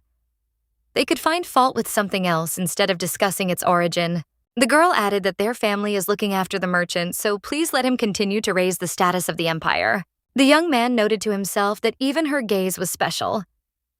She looked with complete confidence. The previous owner of Yultesia was different from everyone he had met so far. What kind of candidate came to take the place of such a person cannot help herself because she is too curious. He even met with Ayurpik, another candidate, but she failed to make any impression on him. At last, the butler announced that Mrs. Gloriosa Yultesia had arrived. The merchant thought to himself that it would be difficult to preserve the spirit of the former head of the house, but the new mistress could also bring something he hoped that she would not disappoint him too much. Our heroine then appeared, greeted the gentleman and thanked him for coming such a long way, and now they could sit down and talk. His reputation is well known to everyone. She is glad that she can decorate her mansion with the best furniture, which is so popular. Now, Rishavel thanked her for such words and added that he only has a small shop. The little girl replied that modesty was not always appropriate, but she noted to herself that as she thought she liked him, he seems agreeable but will never behave too servilely regardless of her age. They are careful now because they are dealing with the aristocracy. As expected, this man is an excellent craftsman, and the first merchant of the empire. He will become the best in the future. But it is not only for this reason that she has an interest in him. In her past life, when she was a tree, her elder brother asked her what he should do to destroy this merchant guy and his company. In fact, this young man was the one who properly taught Magnus a lesson. It was incredibly pleasant for her to see how her relative was going crazy from the inability to do anything. Knowing all this, she will be able to help Yultesia establish friendly relations with him, after which she asked if she had kept him waiting too long. Let him drink tea first and eat. This is apple tea with cinnamon, which relieves fatigue. She also tried making nut cookies and cherry canapes. I noted to myself that these were snacks that could be eaten with hands. Even commoners who did not know the etiquette of eating aristocrats could eat comfortably. I'm not sure he understood her intention correctly, but If he was right, then this child exceeded all his expectations quite well. Our heroine noted to herself that this was very good. It seemed she had managed to arouse his interest. After which, she said that in fact today she called him not only to buy something, she wants to sell him her ideas. The merchant asked what other ideas. He was really curious about what it could be. But today they were here to sell, not buy. Crumb added that we are talking about popular products such as the rose display case and the flower display case with the silver bell. He does pay compensation for the use of the patent to the Elvador family, doesn't he? The young man said that if he thought about it, he had heard that the little star Yultetia came from the east. The little girl replied that that's right. If he doesn't want to know a way to avoid paying for a patent, she offers him a way to break free from the shackles of the annoying Elvador. The guy was delighted that she immediately aroused his interest and even put forward a tempting offer for him. This negotiating technique was familiar to him, but perhaps it was still a coincidence. He needed to see what would happen next. The assistant began to nod and say that the gentleman received many similar offers, but the merchant told him to be silent and added that he was still ready to listen to her. Gloriosa said that several years ago he designed flower-shaped stained glass windows, but he had a hard time selling them to the aristocracy because of his commoner status. Then on the verge, he knocked on one of the ducal houses. It must have been natural to choose the Elvador family, which symbolizes flowers, and the Duke recognized the value of his stained glass. Then he promised to replace all his windows with floral stained glass. This was also something like free advertising, because every aristocrat could appreciate the value of a window. But as a result, he had to pay the Duke a bribe every time he sold a display case to an aristocrat. There is no point in paying Magnus just because the concept of his window display is a flower. However, at this time, he had no other choice. She wants to open his eyes, the head of the trading guild, and show him the way she thinks that no one else will offer him such an ideal option. Moreover, the world is structured in such a way that trends tend to change. The aristocrats must have gotten tired of it after years of only using displays of roses or lilies. Maybe he would have gradually felt it too. For now, he needs to come up with something else that will be a hit. After which, she showed him the sketches and said that in the future, this could clearly become popular. These were windows with an astronomical map. It was entirely her idea. The design and everything else was also hers. She was going to call this window the space window and replace all of Yultetia's windows, but she noted to herself that she had kept him waiting for more than just preening. She decided she needed visual evidence to convince him, so she asked the maid to bring her something else besides food. It was paper and pen, that's why she took the time to draw this drawing. She is considering selling goods exclusively in his trading company under the name Yultetia. The patent is a third of what he pays Magnus. The man was surprised why she decided to do this since it was completely unprofitable, so he asked why she was giving him such an opportunity. The little girl asked him if he had ever heard the phrase that the enemy of your enemy is your friend. One way or another, 3 years later, he would develop a new product himself, a series inspired by flower displays. The flower bed would become one of the best products of the trading company. If he had created the flower bed as he had planned, he would have had to pay Elvador again, after which he said that, as she had already said, she thought it was a profitable contract for him. She noted to herself that through her connections, she had already gotten rid of one of Magnus's major financial channels. This time, the Rishival company was next in line. She needed to prevent her older brother from getting more money. While the young man was thinking about her proposal, the little one added that he knew there was a saying that you should trust a contract. Merchants who wander through the country following the flow of goods, also those who move with the faith of finding good goods for such merchants. The principle? Trust the contract is like the old compass. The young man could not believe that such a proposal was coming from a child. Besides, these were too precise sketches. Everything was thought out to the smallest detail. This idea is sure to be a success. Not a single product in his company has ever used the abstract concept of the universe in its design. A proposal from a man who knows exactly what he is doing. After which he replied that, okay, they would first make a prototype of the item she ordered. The merchant noted to himself that she seemed too calm despite having made a deal of such magnitude. Gloriosa objected that the prices in this catalog were simply ridiculous. Let them bring her a corresponding one. Then they would talk about other goods. It's simply amazing the young man laughed so much that tears even started to flow from his eyes. And he noted to himself that a rather shocking person had appeared in Yultetia. After some time, Renul said that there was nothing more to see. This child would definitely become the next owner. The assistant asked in surprise, in what sense? Rishivel told him not to be stupid to contact the workshop and tell them to get everything ready.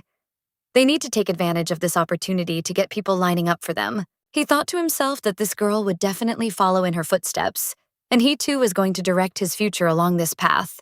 Meanwhile, our heroine fell to the floor and said that she was just so nervous that her legs suddenly went weak. She thought to herself that she liked the fact that she confidently concluded the deal on behalf of Yultisha. But what should she do next since she didn't receive permission for this from Arvid? But when she entered his office, the butler launched a firecracker, and the boys exclaimed that they congratulated her.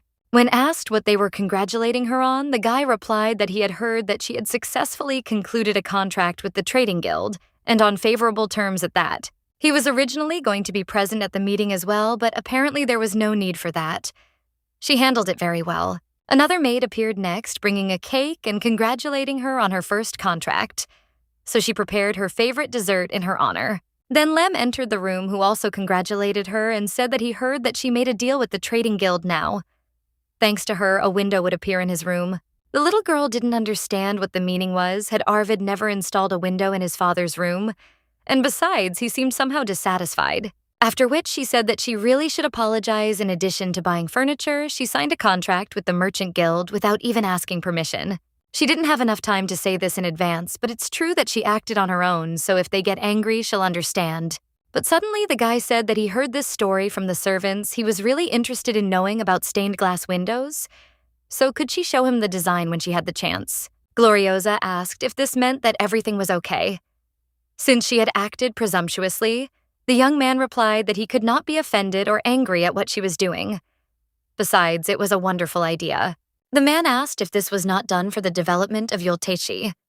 The son is not him, and Lem knows that his daughter-in-law is not one to do something without thinking they are grateful to her. So there is no need to worry. The little girl did a great job. She thought to herself that no matter how much she contributed to what she did, no one had ever said such words to her before. The young man said that the chef had tried his best and prepared a lot of delicious food for her. He was most heartbroken after the garden died. The guy thinks that he wants to repay her for it, at least this way. After some time sitting down at the table, the little one exclaimed that there really was too much food here. The current head of the family picked up that thanks to her, he would have a good day full of food. Our heroine was touched by the fact that in Yultichia, they really accept her for who she is. After which, she said that tomorrow she also wants to go to kindergarten. She needs more time, but she will definitely bring him back to life. The young man said that she could do whatever she wanted and he would look forward to it. Then he looked at Lem and exclaimed, when he had already managed to undress the man, replied that he was uncomfortable in clothes because of his muscles. Helbert asked what he was going to do. If some curious lady came, she might get very scared. The man retorted that in fact it was he who had the horns and tail of a minotaur. When the butler realized that he hadn't checked it again, Lem said that it was okay. Everyone in Yultesia knew his peculiarities. This must happen before a man goes to the next world. The Ring of Control is one of the treasures of the first emperor, which he treated with great care. After the founding of the empire, the first emperor paid homage to the four heads. In Elvador in the east, there were 1,000 divine trees. In Yultesia in the south, there is a meteorite that strengthened magic. It is said that he gave unknown gifts to the heads of the north and west, after which the emperor, having received the blood flesh and breath of the worthy, created a ring of control to control absolutely everything. There is a limitation on the use of certain phrases, but the one who uses the ring can unconditionally subjugate anyone by giving a command with the ring. The only way to get rid of this control is death, nothing else. The thoughts were interrupted by the voice of the butler, who asked whether the regent's request was a trap. She has many excuses in store last time. It was the murder of pirates. This time, it is the murder of a member of the royal family. He had a group of assassins under his command called the Black Spot, which was a good excuse. When asked if he was really going to leave everything as is, the man answered thoughtfully that he didn't even know. When the assistant shouted that he couldn't just leave everything like that if they let the situation go like that, they could get into big trouble. Lem remembered something. The woman told him that he should concentrate. The man asked how he could when he had to read all these documents. When asked if he hadn't found the key to solving their son's curse, the man replied that he had, but now he wanted to look at other methods. Working as a hitman, lifting the curse from his son without her? Everything seems boring and meaningless. He really misses Grace. Then his attention was drawn to a window outside of which there were a large number of trees. After which he asked whether there had always been so many palm trees outside. The butler replied that yes, they had been dying for a long time, but that only recently the lady had begun to take care of them again. Lem noted that she was doing quite well since they could be seen even from here. Helbert said that the little lady possessed a truly mysterious power. The man noted to himself that after her arrival, a lot of changes had definitely occurred. The son, who was depressed after his wife's passing, now looks cheerful. She also aroused inexplicable feelings in him when she called him father and said that he was very kind to her, and in general, she really liked Yultisha. Then he asked where this child usually was. At this time, the butler replied that today the lady was going to the chef's garden. They say she helps with wilted vegetables there. That lady from the capital, she doesn't stand out in any way and she didn't bring anything with her. The man replied that he didn't know since he had never taken care of a little lady before. Perhaps 100 pieces would be enough. Lem said that he would then buy 100 dresses for spring and summer respectively. In total, there would be 200 dresses. The assistant tried to stop him. The head was indignant that he was really going to oppose his decision so he could wear one a day. The butler said that, in fact, young ladies usually change their dresses 3 times a day, so at least 300 pieces are needed. After which he said that he would then buy 600 pieces. The butler supported this idea and wished him a good journey. Meanwhile, the little one sighed heavily and stated that now that was it, mixing root vegetables when replanting was the same as cruelty. Our heroine was taken aback by the surprise and couldn't understand where he had even come from. Suddenly, he said that she looked like pudding. Our heroine did not understand what this meant, whether he was hinting that she had gained weight. Gloriosa noted to herself that this was the first time she had seen a pterodactyl in real life. She knew that in Yultisha they were used as carrier pigeons, but as expected, knowing the information and seeing it in person are 2 different things. After which, she said that she thought that they would look a little scarier, but when she saw him in person, she realized how cute he was, even though he mercilessly ate the carrot. The man said she better get used to them. She would soon have her own pterodactyl. He thought it would be a good idea to take this opportunity to show it to her in person and told her to follow him, after which he presented her with a black box containing an egg and said that it now belonged to her. Gloriosa admired how beautiful it was, and the hard shell looked exactly like the color of her hair. She will protect it and also treat it carefully. She really wants to meet it. The man noted that she had wonderful abilities as he thought this egg suited her very well. Now he will tell her in detail how to use pterodactyls correctly. Lem continued that the smartest of them can copy anything, so it is quite useful. If he raises his pterodactyl well, he can do the same. The little one asked how to raise him. When the man replied that she needed to be raised well, the little girl said that she wanted to know what it meant to be well and that he wouldn't help her at all. The head of the family replied that it had been a long time since he had seen a child speak like that in his presence, and that when she grew up, they would definitely drink with her later. Then the creature in Arvid's voice said that her room was ready, and would she like to come and see it now? The man noted that she now understands that he is trying to get rid of him by any means possible. The little girl came up to him, hugged him, and said that she thought it was time for her to go. Thank you very much for today. Lem stated that 1 egg would not be enough in exchange for saving the garden and his wife. Because of this child, he absolutely did not want to leave. When our heroine found the guy, she couldn't understand what was happening to him. He looked very unhappy. But why? The young man said that in addition to what she ordered, the head of the trading guild sent her a separate gift. Now she will see everything. The girl didn't understand what to do now.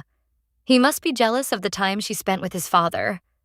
Arvid behaves very childishly at such moments. Then he stopped near one of the doors and said that her room was there. The little one immediately noted that it was next to his bedroom. This embarrassed her a little, but she said that the young man should look at the room with her, after which she used her abilities and illuminated everything around with flowers for him. Gloriosa admired how beautiful it was there. There was also a flower bed, but she thought it would take a long time. But they prepared everything so quickly. There was also a card with a message on it. In it, the merchant reported that they had sent her a sample of a new bed. He hoped that she would forgive him for this rudeness. He would dare to ask her for a favor. The guy would like her to give the name of this bed herself. The little girl said that he wanted her to come up with a name for the product before they sold anything from her ideas. The guy noted that the guild leader clearly trusted her. Then the little one finished reading that he was eagerly awaiting an answer from the only small star in the constellation Yultisha. The baby was very surprised because he knows that in Yultisha, there are 2 little stars who will pass the exam for the place of the hostess. The young man said that this was simply wonderful because she had the support of the head of the trading guild. The girl replied that this was not the main thing now. We needed to come up with some kind of name. This bed is a product that will be a hot seller in the guild again, so the name is very important. Then a name came to her mind. Flower Fairy, she is going to make another format calling that bed. Flower Fairy, and this bed is beautiful, even too beautiful. First the lily and the gloriosa. The idea is to use the two flowers in a contrasting combination, and then the anturia between them. She thinks it would be nice to finish the composition by placing a peony in the corner, decorating it with poppy flowers to make it look more passionate and grandiose. After which, she asked if there was a flower farm nearby. She needed to make a bouquet of what she wanted to send them.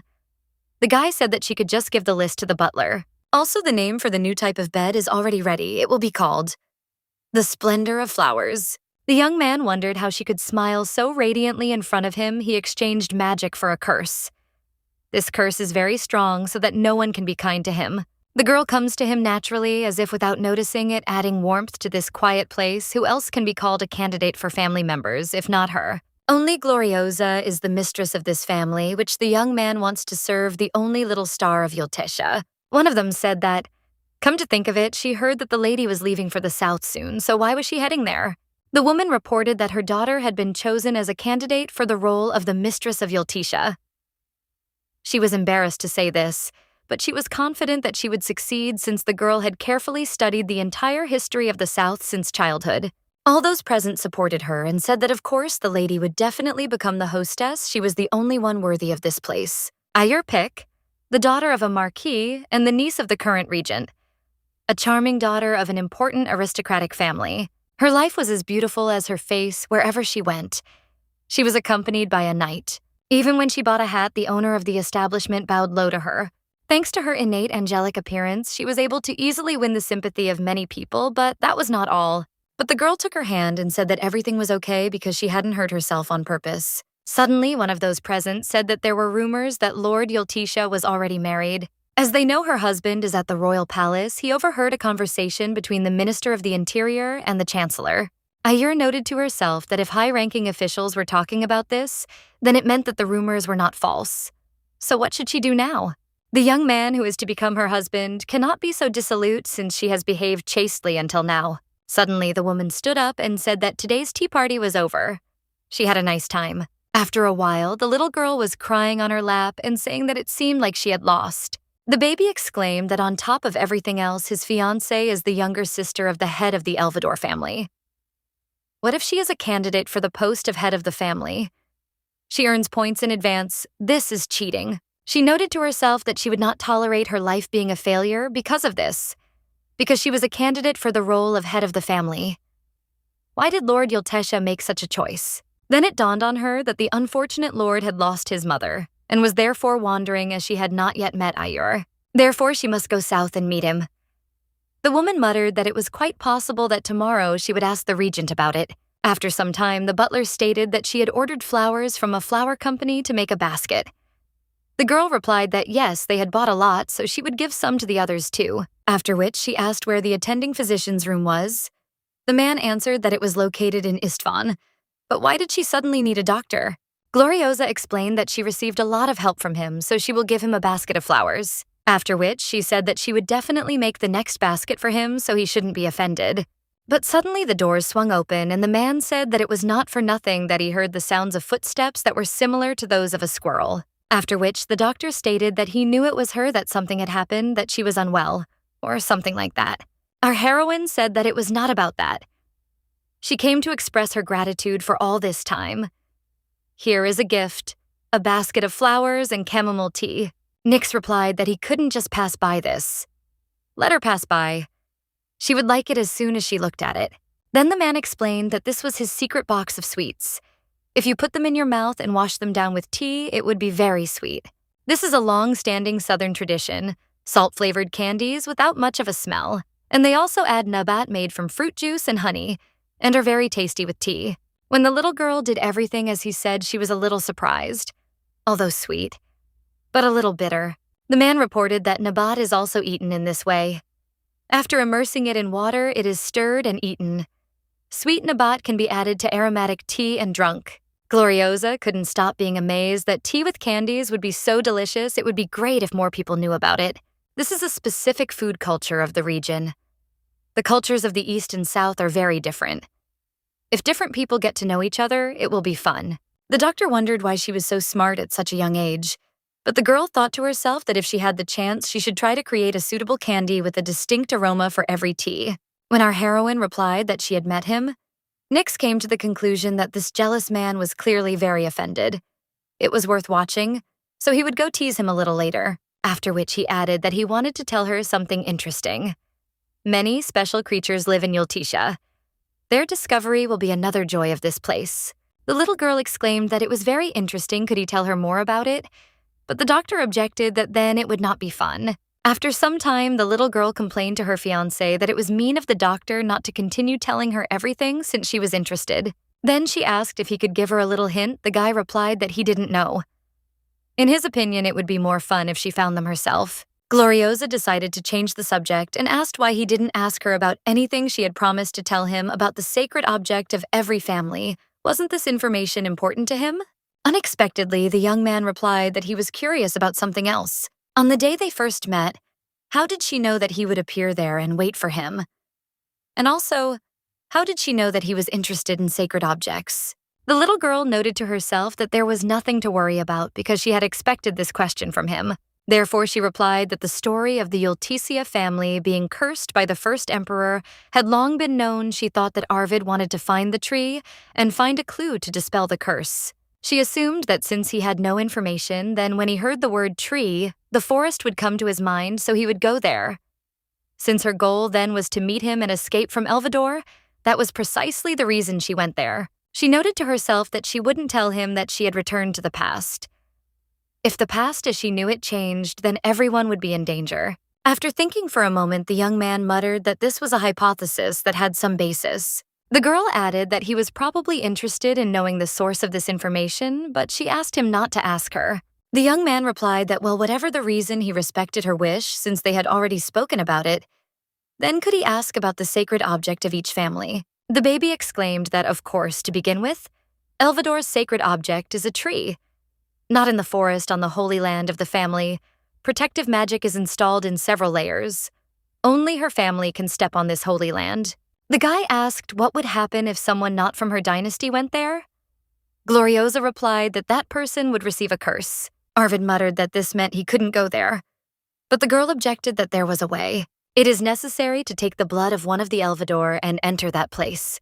In her past life after this, as with the help of this method, he approached the tree, he was able to save her and took upon himself the sin. How can she not love him like this? After which she continued that the north received a precious sword, the west received a bronze mirror. Several dozen small mirrors are collected into one whole mirror of incredible size. The young man noted that the problem was that both places were very far away. It would be difficult to do, even with his magic, since he could only move to a place he had been to before. Gloriosa thought to herself that it was true that magic always had its limitations. It was not omnipotent, but there is no need to worry, almost no one knows except her. But she noted to herself that it is possible that in this period of time only she knows about this, since she knew what her fiancé's reaction would be. The guy said that it was a relief. It would be a hassle to get rid of a lot of people.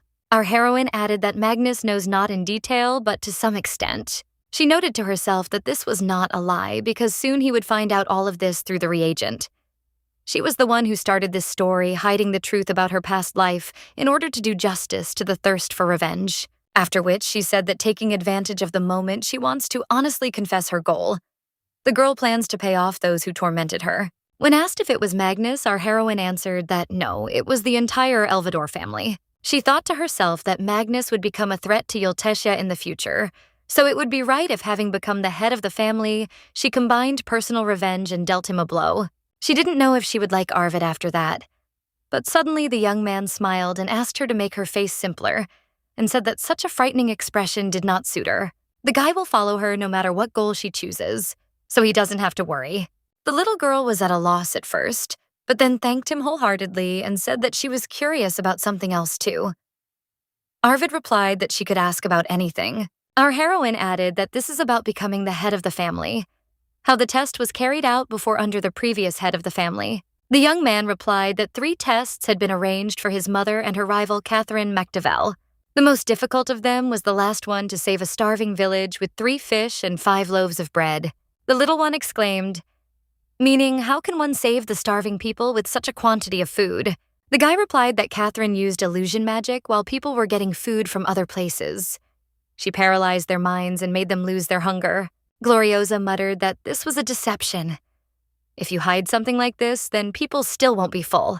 The groom replied that true, she was only pretending that it was difficult for her to look at the starving people. The girl was also a kind person in everyday life, but it is difficult to take the right measures in a critical situation. When asked what the previous head of the family had done, the young man said that his mother had found a coffin for the child that same day. Then she put all the food in this coffin and gathered the aristocrats, after which she knelt before him and began to pray silently without any calls. The girl said that the dining table in this place is full of food, and the children outside are dying of hunger. She is sad and grieves for them. After this, my mother lay down in the coffin and, closing her eyes, lay quietly. According to my father, she looked like an angel who had descended from heaven. The amount raised for charity that day was the highest ever. And after that, people started calling my mother a saint even though she didn't like it. Gloriosa admired to herself that Grace was quite a creative person. The lady's act was nothing less than art. When asked what was left of that village, the young man replied that it was now a huge flower farm.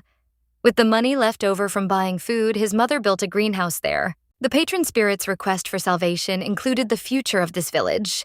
Our heroine said that this was very wonderful, after which she asked if she could become like his mother. I thought to myself that the determination to kneel before others regardless of status and even the insight to see the future, the nobility that evokes emotions and touches the souls of others, could she be the same?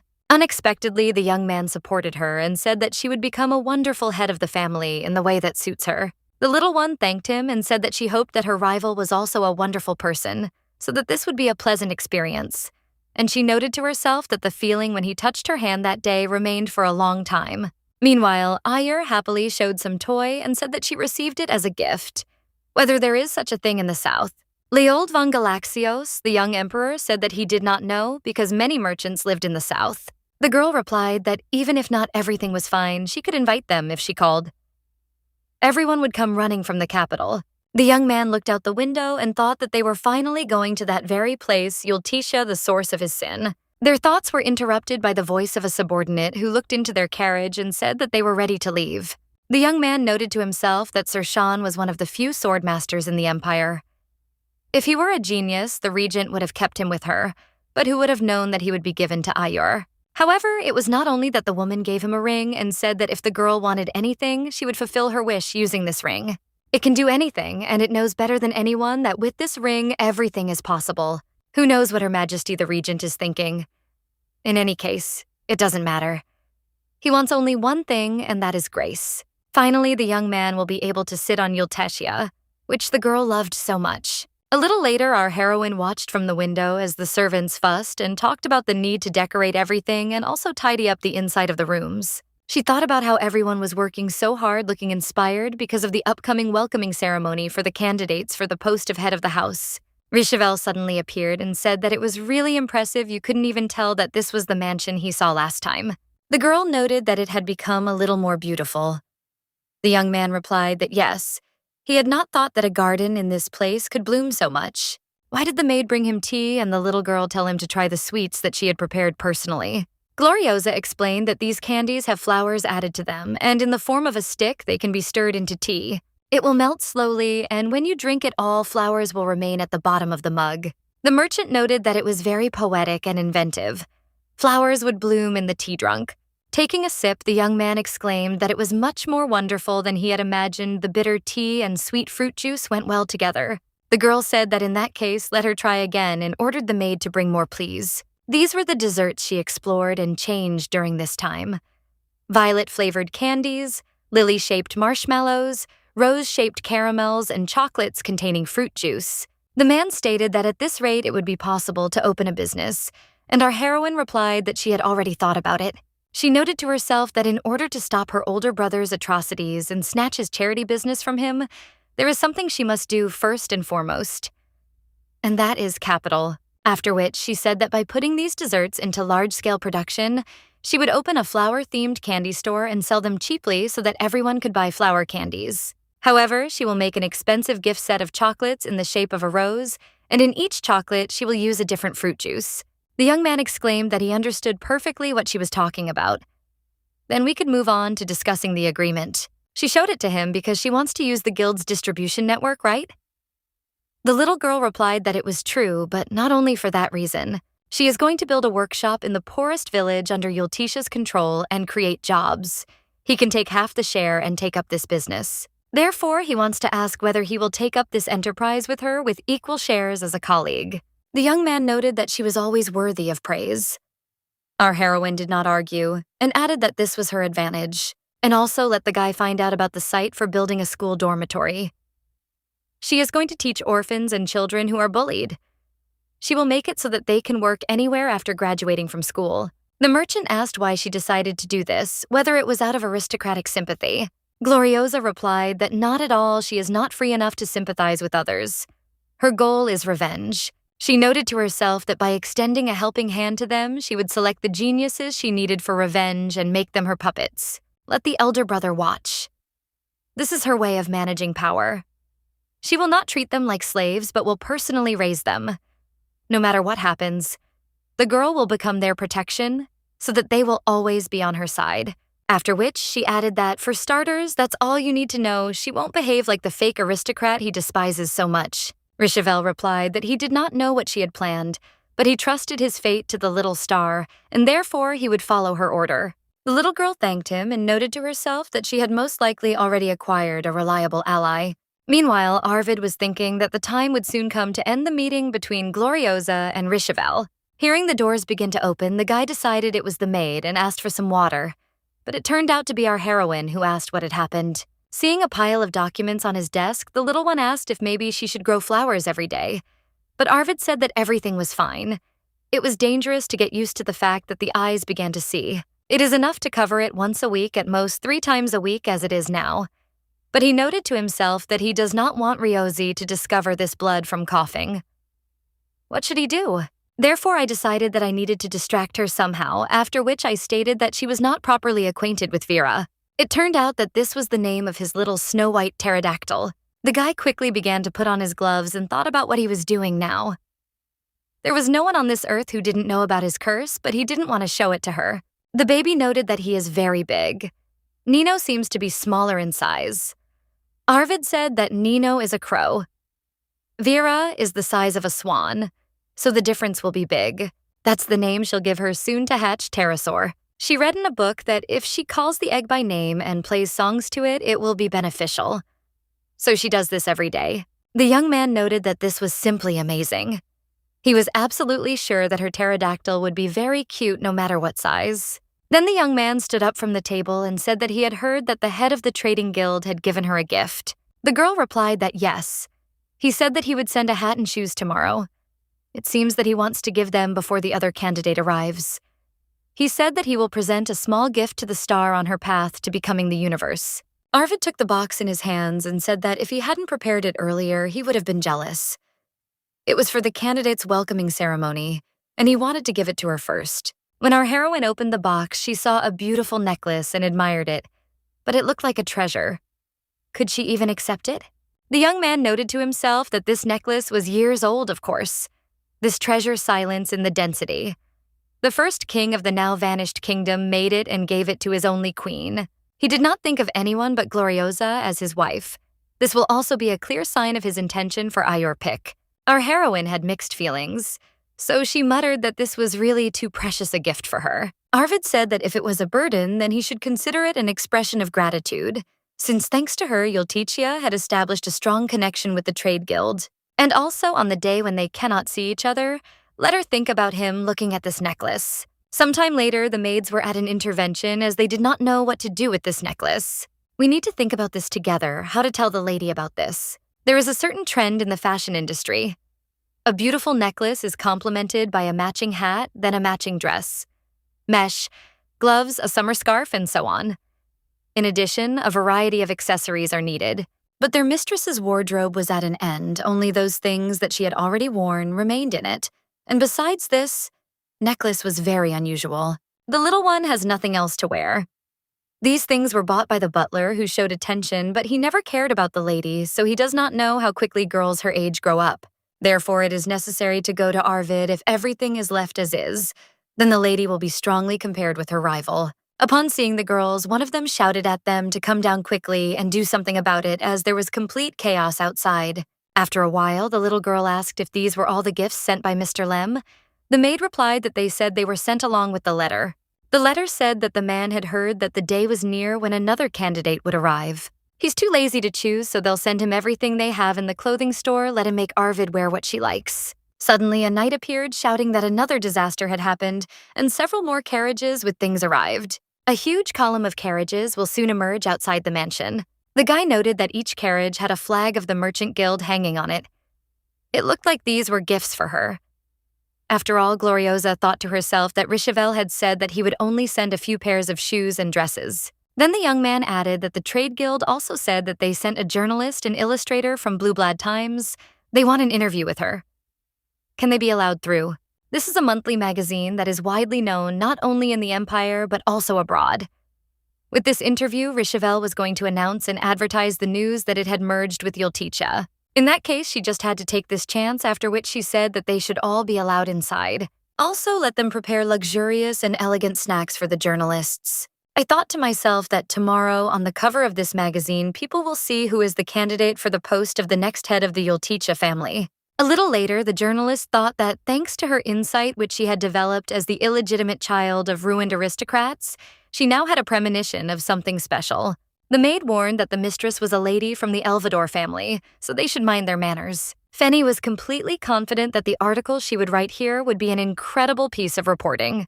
When she entered the room, she bowed and thanked Gloriosa for agreeing to today's interview. Our heroine replied that there was no need to introduce herself. So much her name is Gloriosa Yulticha. And what are their names? The girl admired that she had such incredible beauty, as if she came from another world. Her name was Fenny, and Wilson arrived with her. The little one noted that they were probably hungry, so let them eat the prepared snacks. Fenny thought to herself that there was a power in her strong gaze that attracted people. Her skin was so snow-white and clear that not even the pores were visible. It was just crazy. If Wilson couldn't convey her beauty, then it would be murder. The girl continued that at such a young age, she had arrived in such a distant place. Did she have any fear of the upcoming test? Gloriosa answered that not at all. The journalist noted to herself that even through the interview, she understood her nobility. She had interviewed many aristocrats, but no one could compare to her in beauty. And for the first time, she felt that she was not treating them rudely. Meanwhile, the gentleman received a notification that the candidate for the post of head of the family is expected to arrive tomorrow.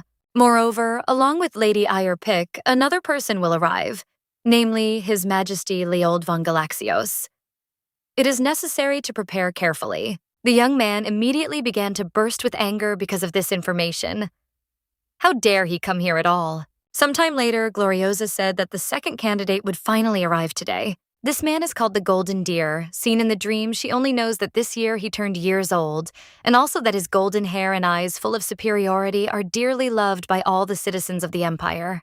But the girl did not hear what happened between Arvid and the young man.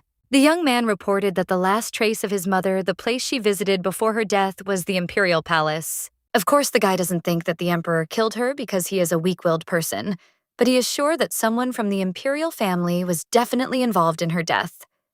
The excuse that it was a natural death is simply absurd.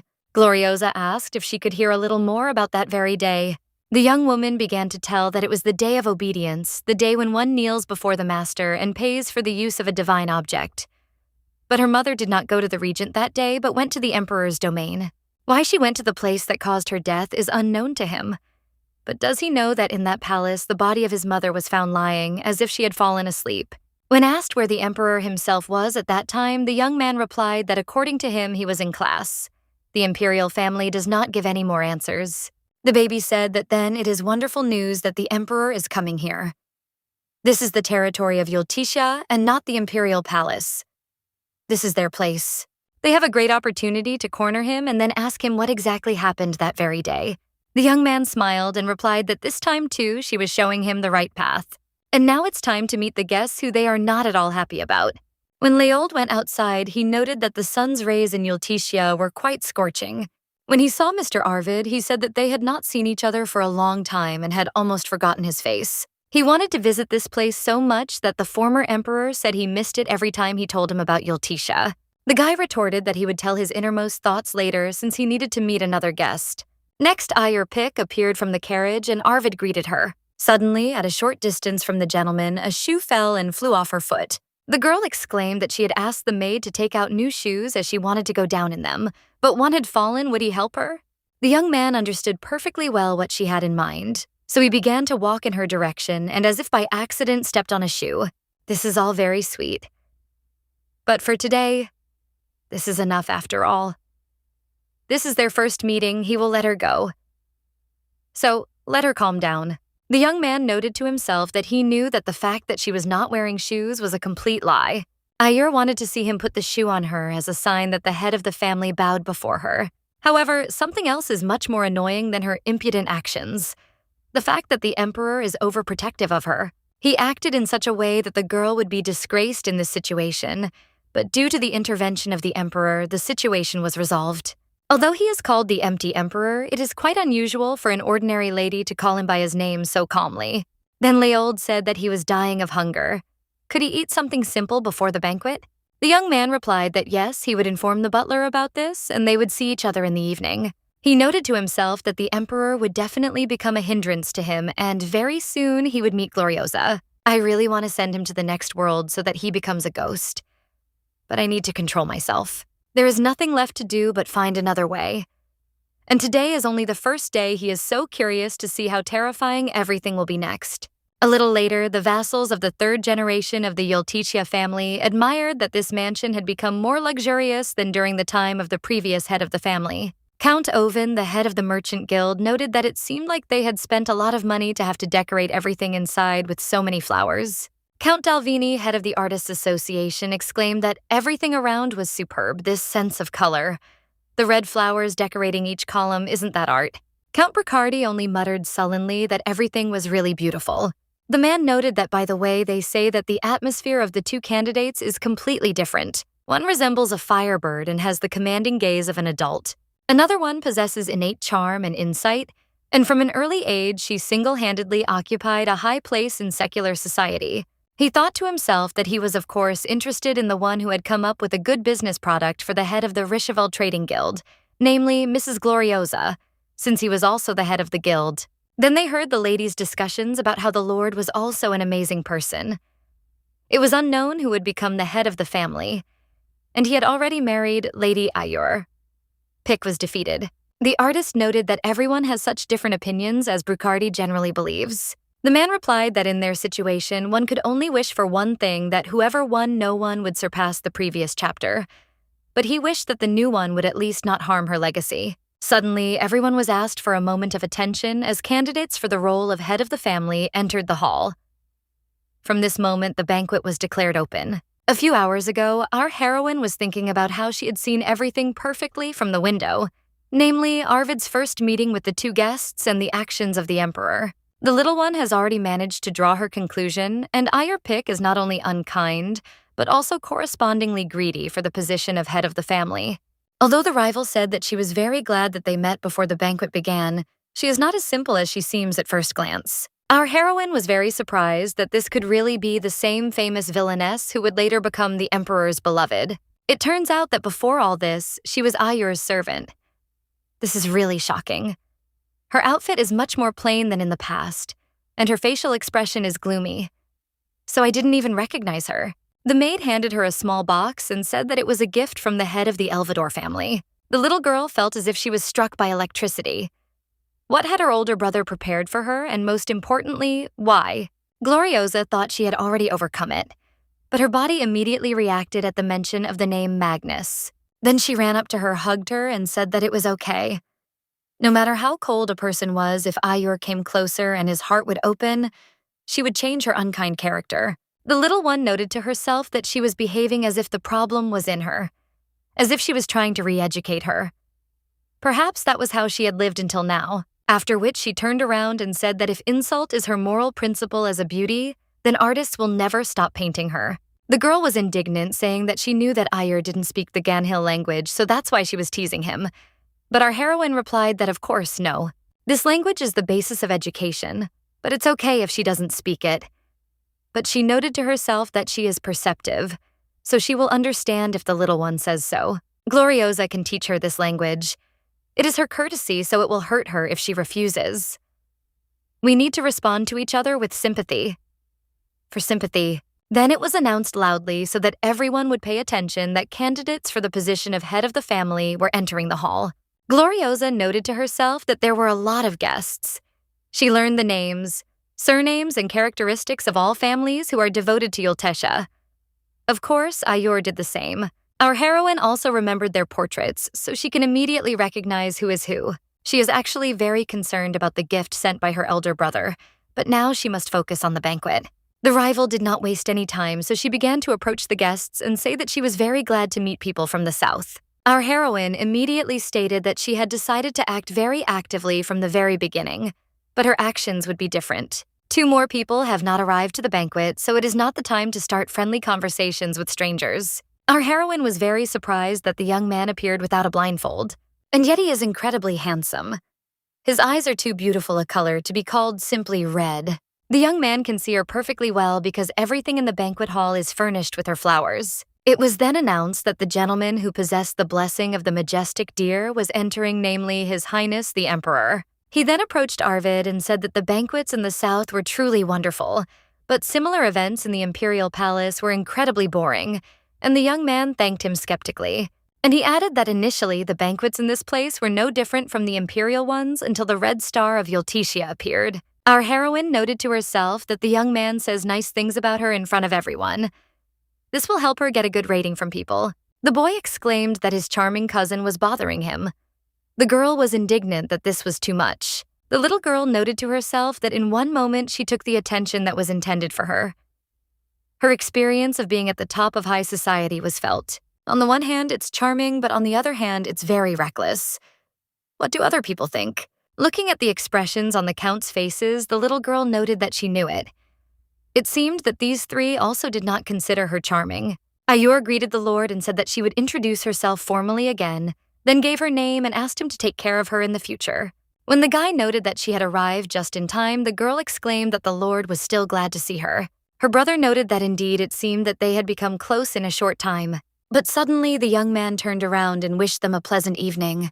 The gentleman was not going to change his behavior, after which he extended his hand and asked if she would do him the honor of giving him her first dance.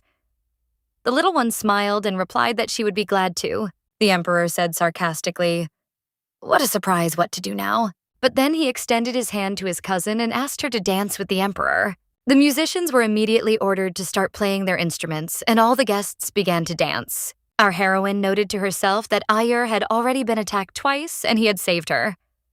Leold was a man with the ability to diffuse awkward situations. As I told Arvid, there is no point in swearing allegiance to a scarecrow without real power. But with such skill, this journey could be a chance for the emperor to capture the minds of the people of the south and increase his influence. But why did the regent allow the emperor to make such a journey? She must have decided that he would not be able to win the hearts of the people in this place. Without such confidence, it would have been impossible. Then she suddenly remembered the young man's words that the last place his mother visited before her death was the emperor's palace, and she realized that he was definitely involved in her death. After which she said that she wanted to find out something from the emperor, whether she could quickly go to him. The guy replied that he was jealous but would not dare to stop her. Since this was a welcoming banquet, the chance to approach the emperor was small. If she missed the moment now, she would have to request a meeting separately, by which time he would already have found a way to attack her. So at the moment, this is a great place to get to know each other. She knows the future, so she is in a better position. In the year of the death of the previous emperor, the current one was only 1 year old. Because of this, the young ruler needed a reagent. Octavia changed her name to Octaviana, took this place, and gained power. Time passed. The emperor had already grown up, but the regent did not transfer power. Leold, unable to protest against this, seemed like a man who was grabbed by a weak spot and tied hand and foot. But what if the reason is that the regent hid the emperor's mistake? The guy noted that the red star that decorated this banquet had come up. I noted to myself that now all attention was directed at them as expected. Of course, since this is the first meeting between the emperor and the candidate for the post of head of the family from the southern side, it cannot but be a fascinating spectacle for them. The young man asked her if she knew what was needed for an interesting first meeting. Our heroine asked how it was possible to become lovers so easily in an instant. The young man replied that this is how they behave in the capital. Gloriosa objected that it seemed that there were not yet sufficient friendly relations between them for such a thing. The young man noted that it looked like he was caught. Did it really look so careless? The little one noted to herself that fortunately she knew very well what kind of people the emperor had a weakness for. A calm character not hesitating in the face of danger, enjoying attack more than defense. A man who instead of crying laughs with his eyes and answers briefly. In order to reveal the secret about Lady Grace, she must become exactly such a person. After which she said that he speaks naturally, but at the same time does not seem like such a simple person as he looks. Leod replied that they say that the emperor's tongue is his weapon, and in the world such a thing is considered impudence. The girl objected that he enjoys it. The guy can't punish our heroine and lose such fun. 7 years later, the emperor will bring a changed Na as his lover and stand by her side at official celebrations. The girl who became the emperor's beloved was a real apostate. The young man gradually changed her, or he could bring out her true appearance. It is possible that the emperor, together with Ayur, came to this place before the resurrection of Gloriosa. He and the maid definitely became lovers after meeting here. Can she use their relationship? After which she asked the question, what about asking each other about things that interest them in honor of the first meeting? The guy asked what to do if it was a difficult question. The girl answered that there would be 3 questions. Only one must be answered. The other 2 could be left unanswered. When asked what if he wasn't curious about her, the little one retorted that it was really possible. And if it was true, then why was he wasting his precious time talking to her? The emperor laughed loudly and replied that, well, he would take part in this pleasant dispute since he was made to laugh. Then he asked what she was curious to know about him. Our heroine immediately asked point blank whether he had killed Lady Grace. It was only in her imagination she wants to ask him directly. But she can't. There is no more stupid act in this situation than this. Then she said that although they were in such a situation, could she become a friend to His Majesty? While the little one was thinking about whether they were enemies or friends and whether the emperor was only on Ayur Pik's side, the boy replied that of course he had a magnanimous character. There is nothing more wonderful than meeting a new friend in a new place. He is soon going hunting in the Gatuza forest. How about going together? The girl replied that this was a wonderful offer, but she would refuse, afraid that she would become a hindrance since she had never hunted. Leod replied that there was no need to worry if she remembered that her brother was a skilled hunter, then she would also quickly learn everything. The little girl noted to herself that she didn't want to learn this. Why should peaceful animals living in the forest lose their lives? Hunting isn't even slaughter for food, but just a simple fun. The young man stated that judging by the expression on her face, she was clearly against hunting. There was also a fuss in the capital about problems with hunting. Several groups formed, claiming that women could hunt better than men, in response to which men's hunting groups increased in number, so an organization emerged that opposed hunting. It is a pity that now His Majesty does not know whether their friendship will be eternal if she does not like hunting. Ayur loves hunting, so she can't help but go, and she stated that she hates this activity. Our heroine stated that it seems that Lady Pick is one of the members of the Women's Hunting Club. The young man replied that it was true that her mother, the Marquise, was standing in the vanguard and leading this club. Gloriosa said that now it was clear who she took after for being so brave. But she noted to herself that the splashed blood, the arrow that pierced the body, and the countless deaths. Could she really enjoy this? Her mother was a kind person every year. She wandered through the cedar forest during the hatching season, making sure that the chicks did not fall out of the nest. Thinking about her, the little one does not want to side with the hunters. The thoughts were interrupted by the guy's voice, who said that now it was his turn to ask a question. He was not interested in anything, but a question had just arisen. We must assume that a man and a horse fell into the sea, both of them cannot swim, and only she can save them. Who will she save first? Our heroine noted that this was mockery, but the young man objected that it was a question with a simple choice. The teacher often tormented him with such questions. The little girl noted to herself that a lot of people had gathered. There were more than 30 people there, and everyone was listening to her words. Therefore, her answer is the answer of a candidate for the post of head of the family. Her thinking and choice extends to all the possessions of Yultisha. The young man put her in a difficult situation and is waiting for an answer about what a bad hobby he has, after which she replied that she would first save the horse firstly in Yulticha, where she is the head of the family. There will always be a rescue squad on the seashore. Such a system will not fall apart. Secondly, for the safety of all, logs will be launched into the vast sea, and nets will be set up so that people can hold out. Even if the rescuers are late, people will be able to safely wait for help. But this is not why she will save the horse in the first place. She has a sensitive understanding with her owner, which is why many people consider horses to be a friend or family member. Some wish that a precious friend would be saved before they were. One of these people is none other than Count Bricardi. Even if 100 people laugh, she will be pleased if the Count is on her side. Gloriosa noted to herself that he looked too pleased for someone who thought so. Perhaps he thought the same as she did. There is nothing more important than to win over the 3 families of vassals, Yulticia Dalvini, responsible for culture, art, and education, Bricardi, who leads the armed forces and ensures security, and also Oven, who represents the trade and entrepreneurship of this region. Among them, Brisardi was expected to become a master of the sword. Besides, he was Arvid's father's fencing teacher, so she wants to look decent. Therefore, it will be very good if this man takes her side. Noticing out of the corner of her eye that Ayur was taking Arvid somewhere, the little one noted that she was up to something again. But the guy said that now it was her turn to ask a question again. Gloriosa came to her senses and said that indeed, after which she asked if he hated anyone. She noted to herself that in her case, it was the older brother. What did he put in the box that he passed on through the second candidate? Suddenly, the young man replied that yes, even at that moment he hated himself. Then he raised his finger to his lips and said that it seemed that today's conversation would have to end here. Suddenly, the butler's voice was heard asking for a moment of attention. Then he opened the box and said that this was the symbol of the head of the Yulticia family he presents to everyone, the tiara of the head of the family. When the boy replied that if she looked closely, she would see that he was blind, the girl objected that he didn't look that way at all. It seemed that he knew who was where. The young man noted to himself that this was a funny provocation she wanted to know if he had pretended not to see during their first meeting. The girl was glad that they could finally talk safely alone. She had been waiting for such a moment. The young man replied that if she really wasn't stupid, then she knew perfectly well that she wasn't welcome here. Ayur replied that of course she knows, but she just doesn't pay attention to it, and wants to make one remark. Let him not behave so dryly because she could become his future wife. Arvid replied that unless the patron spirit had gone mad, he would not choose a lady who was still a young girl. The girl objected that it was a good thing that she was charming, but if she only behaved seriously like some people, it would be difficult to win the sympathy of many people. The young man replied that she was mistaken. One is not elected head of a family for one's charm. The baby replied that they would still see Ayur would become the head of the family who would be loved by everyone in the south because she did not come to this village to live being locked up here.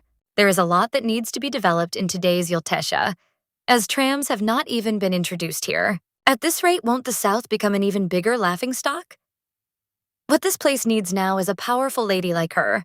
Let him not forget that marriage is not concluded according to the desires of the heart. The guy noted that it was very aristocratic. The girl replied that, by the way, she was an aristocrat of the highest rank. When she added that after all the Lord was the same, the guy objected that if it were his former self, he might have doubted a little, and would have wanted to hear about such a self-confident plan for the development of Yulticia, after which the butler's voice was heard presenting to everyone the tiara of the head of the family. It has been passed down from generation to generation since the time of the second head of the family. The tiara has the appropriate historical value, but there is something more special. Namely, this precious stone, the ancient Aegon stone. There are only 3 of them in the whole world. Unlike in the past, when magic was only used by mages in modern times, items have been invented that can be used by ordinary people if magic is poured into the Aegon. One of such inventions is the first tram in the history of the Empire. In the capital, lines were laid and a carriage without horses was put into motion, a means of transportation that he immediately found interesting. If you bring your hand close to unprocessed Aegon, you will get a deep burn. But of course, everything will work out if you work in special equipment, but if you do this, the mining speed will decrease. Of course, stone is a consumable material. In order for a tram to move all day without stopping, it is necessary to spend a huge amount of stones. I wonder how the regent managed to obtain such a quantity of material. I need to find out. Then he noted that the second candidate seemed to have shifted her attention elsewhere. Gloriosa was also in the midst of a conversation with the aristocrats. Will it be his turn soon? It seems like tonight will be a long one. Suddenly, a young man appeared and asked if he could disturb her for a moment. He came because he was worried because today's banquet turned out to be long. Yawning, our heroine tried to pretend that everything was fine. But then she suddenly laid her head on the young man's shoulder and fell fast asleep. But she was also glad that he simply came, after which she realized that it was enough to think about it she needed to work. By the way, it's very interesting to know what the owner of the trading guild sent the letter about. The boy asked how the little star Yultesha was doing. He was diligently fulfilling the duty she had entrusted to him. It seems that the issue with the hostel will be easily resolved. There is one abandoned temple, the current owner of which has promised to put it up for sale at a low price. Of course, the young man did so in such a way that he could not help but put it up for sale at a low price. Things are also going well with the confectionery shop. He hired experts in their field, so he will soon send her samples. Let her not forget about his efforts. He will contact her again. All the best. Gloriosa noted to herself that things seemed to be going well for him, so she wouldn't have to worry about that. Now the problem remained in another. The gift sent by the older brother needed to be opened. I wonder what kind of dirty trick he's going to use this time. When our heroine finally opened the box, she saw a note and a seed of a man-eating flower in it.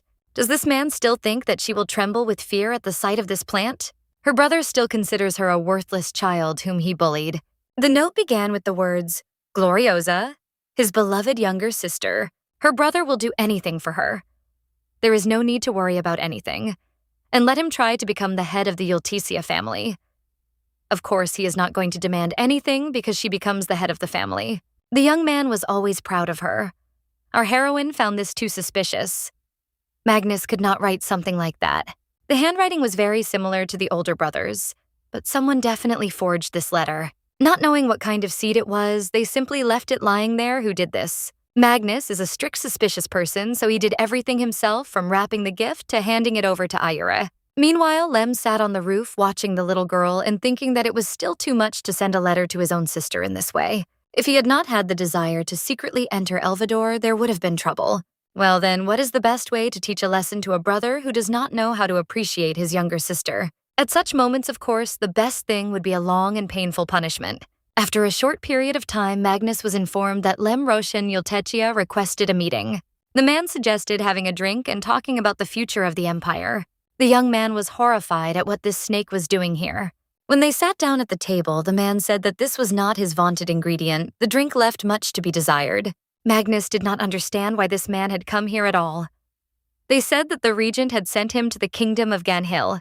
The guy continued to be angry to himself that he appeared in front of the main gate without warning and began to command no respect for him. In fact, they are both equal dukes. So why does Magnus still feel like a child next to him? But the man looked at him menacingly and ordered him to stop immediately. The conversation was not over, so he should not dare to be impudent. The guy was scared that this had just happened. For a second, it seemed to him that a snake had appeared in the room. Then he put his hand on his shoulder and said that in that case, he would explain everything to him himself. Let him remember that wherever the young man is, he is always watching him. It was written there that worthless children like her always return to Elvador. Let her remember wherever she is. He always watches over her. The young man was beside himself with rage when it happened that he allowed himself to be made a fool of all because of his younger sister. Hearing the screams, Lem noted that he did not even have a devoted servant to calm him down at such moments. Surely it would be easy for a Black Islander to get into such a house. The knight replied that of course, let him leave it to him. She started early in the morning, and it is now noon thanks to Rishavel, who prepared so many wonderful samples. Tomorrow, Gloriosa will hand over these sheets to the assistant of the head of the trade guild, and the work is almost finished. We can rest a little. When the little one went out into the garden, the plants immediately began to tell her that she had worked hard today. So she noted to herself that they were very kind and would always be on her side. Our heroine didn't waste any time and decided to go and see who was causing trouble. After some time, our heroine asked her to eat more slowly, but she noted to herself that she always devoured her food with both cheeks. Meetings with the maid became regular. In fact, they had already seen each other for the 5th time. And during these days, she managed to find out something. Secondly, the girl is a real glutton. She continues to eat even if her stomach is full. Sometimes she has to be given a remedy for the heaviness in her stomach. The maid certainly shouldn't go hungry, but such a brutal appetite suggests exhaustion. After which she said that she didn't want to interfere, but was she really being fed that badly? The girl replied that no. She was just too stupid, constantly making mistakes when she was nervous and spoke too slowly. The little girl asked that if it was so hard for her, maybe she should leave her job. But the maid objected that it was not for her to decide she was Lady Ayer's lifelong servant. This is a polite name for slaves who are deprived of any freedom. They cannot leave their master until death, and they are not paid or given any privileges. It is believed that this practice was abandoned many years ago, but young Na is still in submission. Incredibly, the second candidate's house continues to amaze. Gloriosa knew that in the future she would break into high society and easily conquer it. Her distinctive mocking voice, cold gaze, ebony black hair, and seductive scarlet lips, as well as the caustic words that burst out as soon as she opens her mouth. It is this image that will allow her to win a place in high society. So the baby does not think that her current innocence is all that she represents. Our heroine plans to help her and win her favor because she will become the source of all valuable information. Suddenly, the little girl heard the trees rustling and realized that someone was approaching. When Gloriosa came outside, she saw the emperor, who said out loud that he wondered if he would be scolded if he risked trying every fruit. The girl replied that of course, although he had already picked too many. The guy exclaimed that this was a red star. It turns out that this was her garden. Forgive me, it was just very tasty. It looks like she's in the middle of her tea party. Didn't he disturb her too much? She already noted to herself that perhaps his appearance is worth rejoicing at. Inside. Now there is? Nah, she will be able to become a link between them. Then she herself will receive benefits in the future. The young man said that he was used to being where he was not welcomed. He would sit with her for a while and then move on. But he told her to get up because he doesn't like excessive politeness. Our heroine did not understand what it was. She clearly saw that she had pointed ears. Then the guy asked her what her name was since she was a guest of the candidate for head of the family. The girl answered that it was Na. Leold noted that he had never heard this name, but for some reason it seemed familiar to him. The emperor asked if the little red star had ever been in the desert. The girl replied that no, she had never been there. The guy noted that he was interested in her. The southern lands are famous for their deserts. He would like to spend the night there. Sometime our heroine noted to herself that although it was hard to admit he was handsome, but he still can't compare with the young lord. There are a lot of guests in Yultesha now. What if someone falls in love with him? Then the young man handed the maid a slice of some fruit and told her to try it because they had a wonderful aroma. Suddenly, the maid began to tremble and laughed loudly, which threw everyone into confusion.